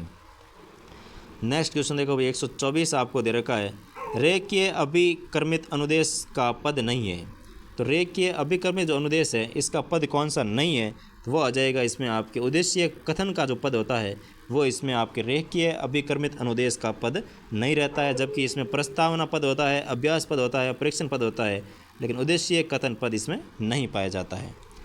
नेक्स्ट क्वेश्चन देखो भाई 125 आपको दे रखा है, F.G. फ्रेंच ने संरचनात्मक उपागम के शिक्षण का कौन सा सिद्धांत नहीं दिया था, यानी कि F.G. फ्रेंच जो है इन्होंने संरचनात्मक उपागम के शिक्षण का कौन सा सिद्धांत है वो नहीं दिया था, वो आ जाएगा आपके तर्क शक्ति एवं वैज्ञानिक दृष्टिकोण का जो विकास करना है ये सिद्धांत इन्होंने नहीं दिया था। बाकी इनके द्वारा दिए गए थे कि वाचक पर बल देना, भाषाई आदतों का विकास करना, छात्रों की क्रियाशीलता, इन सब के सिद्धांत इन्होंने दिए थे, जबकि 4 नंबर ऑप्शन इनके द्वारा नहीं दिया गया था। कोई नेक्स्ट क्वेश्चन आपको दे रखा है 126 नंबर क्वेश्चन कि पाठ्य सामग्री के केंद्रीय भावों पर पहुंचने के लिए अधिक सामग्री कम समय में पढ़ने के लिए किस प्रकार का वाचन किया जाना चाहिए, यानी कम समय के अंदर अगर आपको अधिक सामग्री पढ़नी है तो इसमें आपको द्वित मौन वाचन जो है वो करना पड़ेगा, यानी कि मौन रूप से वाचन करना पड़ेगा और जल्दी जल्दी आपको पढ़ना पड़ेगा ताकि कम समय में आप अधिक सामग्री पढ़ सको। नेक्स्ट क्वेश्चन देखो 127 दे रखा है आपको, बोलना मनुष्य को पूर्णता तक पहुंचाता है, यानी कि बोलना जो है वो मनुष्य को पूर्णता तक पहुंचाता है, लेकिन लिखना आदमी को परम शुद्ध बनाता है, लेखन कौशल के संबंध में ये कथन है। यानी कि ये किसने कहा था कि बोलना है वो मनुष्य को पूर्णता तक पहुंचाता है, लेकिन जो लिखना है वो आदमी को परम शुद्ध बनाता है, ये कहने वाले आपके कौन थे। सॉरी इसमें 131 आ गया, 126 से वापस पीछे देखो 127 आपको दे रखा है, विश्लेषणात्मक श्रवण का अर्थ है। तो जो विश्लेषणात्मक श्रवण होता है इसका अर्थ क्या रहता है, तो वो आ जाएगा आपके श्रुत सामग्री में प्रस्तुत विचारों पर तुलनात्मक दृष्टि से विचार करना एवं पूर्व अनुभव के आधार पर मूल्यांकन करना एवं निष्कर्ष निकालना, यानी कि ऑप्शन नंबर 3 इसका आपके बिल्कुल ही करेक्ट हो जाएगा भाई। नेक्स्ट क्वेश्चन देखो 128 आपको दे रखा है, पार हो गए हैं तो संकट से उन्हें मुबारक, नई जिंदगी अभी फंसे जो बीच समंदर, अब मेरी कश्ती उसी और। उपयुक्त पंक्ति का भाव ग्रहण एवं कारण कार्य का भाव समझना किस प्रकार का पठन है, तो ये जो पठन आपके रहता है ये इसमें आ जाएगा आपके चिंतनात्मक पठन पाया जाता है, तो इसमें चिंतनात्मक पठन रहता है भाई। नेक्स्ट क्वेश्चन देखो 129 आपको दे रखा है, वाचन क्रिया की ध्वन्यात्मक पद्धति किन विधियों के अंतर्गत आती है, तो वाचन शिक्षण की जो ध्वन्यात्मक पद्धति आती है वो किन विधियों के अंतर्गत आती है, तो वो आ जाएगी इसमें आपके संश्लेषणात्मक विधियों के अंतर्गत आती है भाई। नेक्स्ट क्वेश्चन देखो 130 आपको दे रखा है, ग्रहात्मक कौशल है, तो ग्रहात्मक कौशल कौन सा है, तो वो आ जाएगा आपके पठन और श्रवण जो है ये आपके ग्रहणात्मक कौशल रहते हैं, यानी कि हम किसके द्वारा ग्रहण करते हैं, तो भी पढ़ेंगे तो भी हम ज्ञान ग्रहण करेंगे और सुनेंगे तो भी हम ज्ञान ग्रहण करेंगे। तो ग्रहात्मक जो कौशल है वो आपके रहते हैं पठन और श्रवण। नेक्स्ट क्वेश्चन देखो 131 आपको दे रखा है, बोलना मनुष्य को पूर्णता तक पहुंचाता है, लेकिन लिखना आदमी को परम शुद्ध बनाता है, लेखन कौशल के संबंध में ये कथन है। तो ये कथन कहने वाले आते हैं आपके बैंकन, ये कथन बैंकन के द्वारा दिया गया था। ऑप्शन नंबर 2 इसका बिल्कुल ही करेक्ट हो जाएगा। भाषा सीखने का स्वाभाविक मनोवैज्ञानिक क्रम है, तो भाषा अगर सीखना है तो इसका स्वाभाविक मनोवैज्ञानिक क्रम कौन सा रहता है, तो वो आता है सबसे पहले सुनना चाहिए, फिर उसको बोलना चाहिए, फिर उसको पढ़ना चाहिए और फिर उसको लिखना चाहिए, यानी कि ऑप्शन नंबर 1 जो है ये आपके इसमें स्वाभाविक कारण रहता है भाई। तो पहले सुनना, फिर बोलना, फिर पढ़ना और फिर लिखना। नेक्स्ट क्वेश्चन देखो 133 आपको दे रखा है, किसी आदर्श लिखावट का जैसा का तैसा अनुकरण करना कहलाता है, यानी कोई आदर्श लिखावट है उसकी अगर आपने नकल उतारी, यानी कि जैसा का तैसा सेम टू सेम अगर आपने लिखा है तो उसे कहते हैं अनुलेख, यानी कि किसी का अनुसरण करते हुए लिखना अनुलेख कहलाता है। नेक्स्ट क्वेश्चन देखो 134 आपको दे रखा है, भाषा शिक्षण में लेखक कौशल के विकास में सबसे अधिक सहायक है। तो भाषा शिक्षण में लेखन कौशल के विकास में सबसे अधिक जो सहायक है वो आपके रहता है इसमें वर्ड प्रोसेसिंग कार्यक्रम जो है वो इसमें सबसे ज़्यादा है वो सहायक रहता है भाई। तो 134 का ऑप्शन नंबर 2 बिल्कुल सही हो जाएगा। नेक्स्ट क्वेश्चन देखो 135 आपको दे रखा है, किस विकल्प में बहुवचन शब्द नहीं है। तो कौन से विकल्प के अंदर है वो बहुवचन शब्द नहीं है, तो वो इसमें आ जाएगा वर्षा जो है ये इसमें आपके बहुवचन शब्द नहीं है, जबकि भाग्य, दर्शन और हौस ये सभी बहुवचन शब्दों के अंतर्गत आते हैं भाई। नेक्स्ट क्वेश्चन देखो 136 आपको दे रखा है, ऋषि निबंध लिखता था किस काल का वाक्य है। लिखता था दे रखा है तो इसका मतलब कौन सा वाक्य हो सकता है भाई, तो वो आ जाएगा इसमें आपके भूतकाल होगा, और भूतकाल तो सभी में दे रखा है। और फिर दे रखा है कि ऋषि निबंध लिखता था, यानी कि वो लिखता था, अभी उसका पूर्ण हुआ नहीं है, यानी कि इसमें आ जाएगा आपके अपूर्ण भूतकाल। तो इसमें हो जाएगा ऑप्शन नंबर 3। नेक्स्ट क्वेश्चन आपको दे रखा है 137 नंबर कि निम्नलिखित में से स्त्रीलिंग शब्द नहीं है। तो कौन सा शब्द है जो स्त्रीलिंग शब्द नहीं है उसका आपको चयन करके लिखना है। तो वो आ जाएगा जो सेकंड जो है ये इसमें आपके स्त्रीलिंग शब्द है वो नहीं रहता है, जबकि सजावट है, ब्रह्मपुत्र है, पूर्णिमा है, ये सभी आपके स्त्रीलिंग शब्द रहते हैं भाई।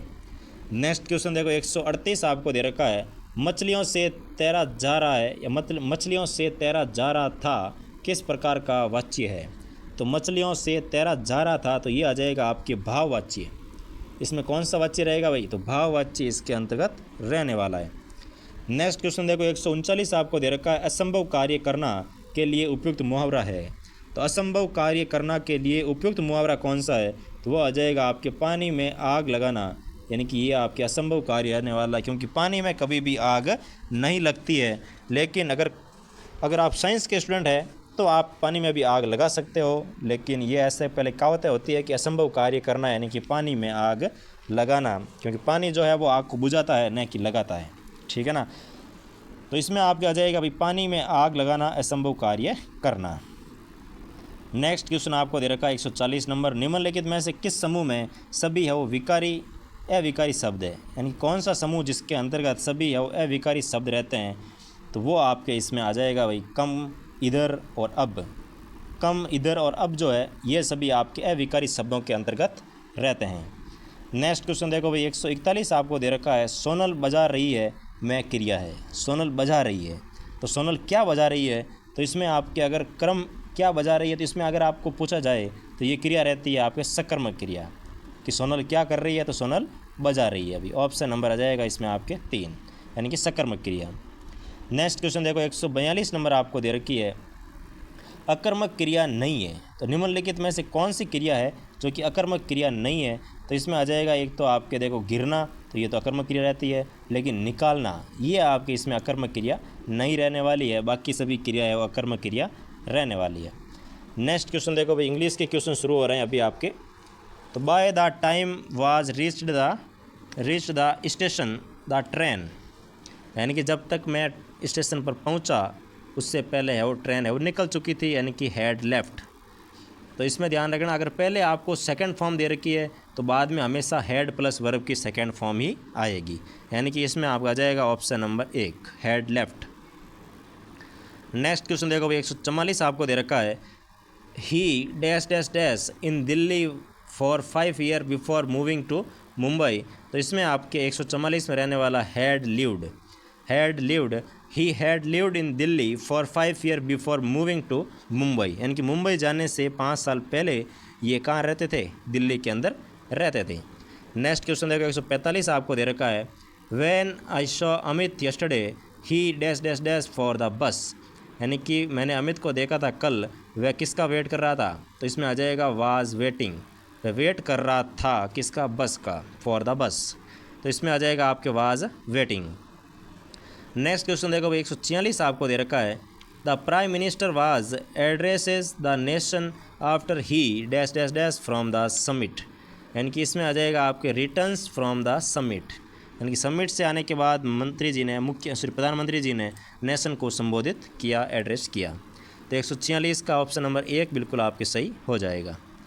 नेक्स्ट क्वेश्चन देखो भाई 147 आपको दे रखा है, choose the correct meaning of the of the idiom and phase, needle in the high stack. तो इसमें आपके इसका जो आइडियम फेज का जो सही करेक्ट मीनिंग रहने वाला है वो आ जाएगा इसमें आपके something difficult to locate, something difficult to locate, ये इसमें आपके रहने वाला है। नेक्स्ट देखो भाई 148 आपको दे रखा है, choose the correct meaning of the idiom phase on cloud 9, यानी कि जो आइडियम फेज दे रखी है आपको ऑन क्लाउड 9, तो इसका जो मीनिंग होगा वो आ जाएगा आपके ब्लेसफुल और एक्सट्रीमली हैप्पी, ये इसमें आपके इसका मीनिंग रहने वाला है। नेक्स्ट क्वेश्चन दे रखा है 149 नंबर कि choose the correct meaning of the idiom phrase once in the blue moon. तो once in the blue moon का क्या मीनिंग रहने वाला है, वो आ जाएगी आपके that happens very rarely, that happens very rarely, यानी कि बहुत ही कम दिखने वाली चीज़ ब्लू मून। नेक्स्ट क्वेश्चन देखो, और आज का लास्ट क्वेश्चन भाई 150 नंबर। और अभी तक अगर आपने चैनल को सब्सक्राइब नहीं किया है तो सबसे पहले सब्सक्राइब बटन पर क्लिक कर दो और बेल आइकन को ज़रूर दबा के रखना है, ताकि आगे आने वाली जो क्लास आएगी माइनर टेस्ट नंबर 3 की, उसमें सबसे पहले नोटिफिकेशन है वो आपके तक पहुँच जाएगा। तो लास्ट क्वेश्चन दे रखा है आपको, choose the correct meaning of the idiom phrase show one's true colour, show one's true colour. तो इसका जो मीनिंग आएगा वो आ जाएगा to reveal one's true nature और character, true nature and character reveal करने के लिए इसका प्रयोग होता है कि शो वंस ट्रू कलर। तो ये था भाई आपके minor test number 2 level 1 REET और कलाम एकेडमी की जो ऑफलाइन टेस्ट सीरीज है, इसका माइनर टेस्ट नंबर 2, और इससे पहले हमने माइनर टेस्ट नंबर 1 का सॉल्यूशन करवा दिया है। अगर वो नहीं देखा है तो जाके ज़रूर देखिएगा। और इसके अलावा जैसे रीट लेवल 1 का हो गया, रीट लेवल 2 एसएसटी से सॉल्व करवाऊंगा सारे paper, REET level 2 science math के पेपर भी सॉल्व करवाऊंगा।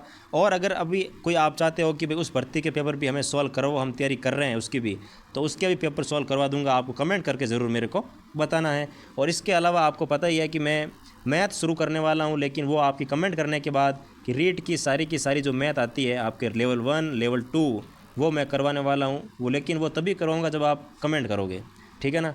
और दूसरी चीज़ आती है कि जैसे साइकोलॉजी के अंदर सिद्धांत और उसके प्रवर्तक, ये क्लास मैं बहुत जल्द लेके आने वाला हूँ, इसलिए वेट एंड वॉच, ठीक है। ओके, फिर मिलते हैं नेक्स्ट क्लास के अंदर। Thank you so much.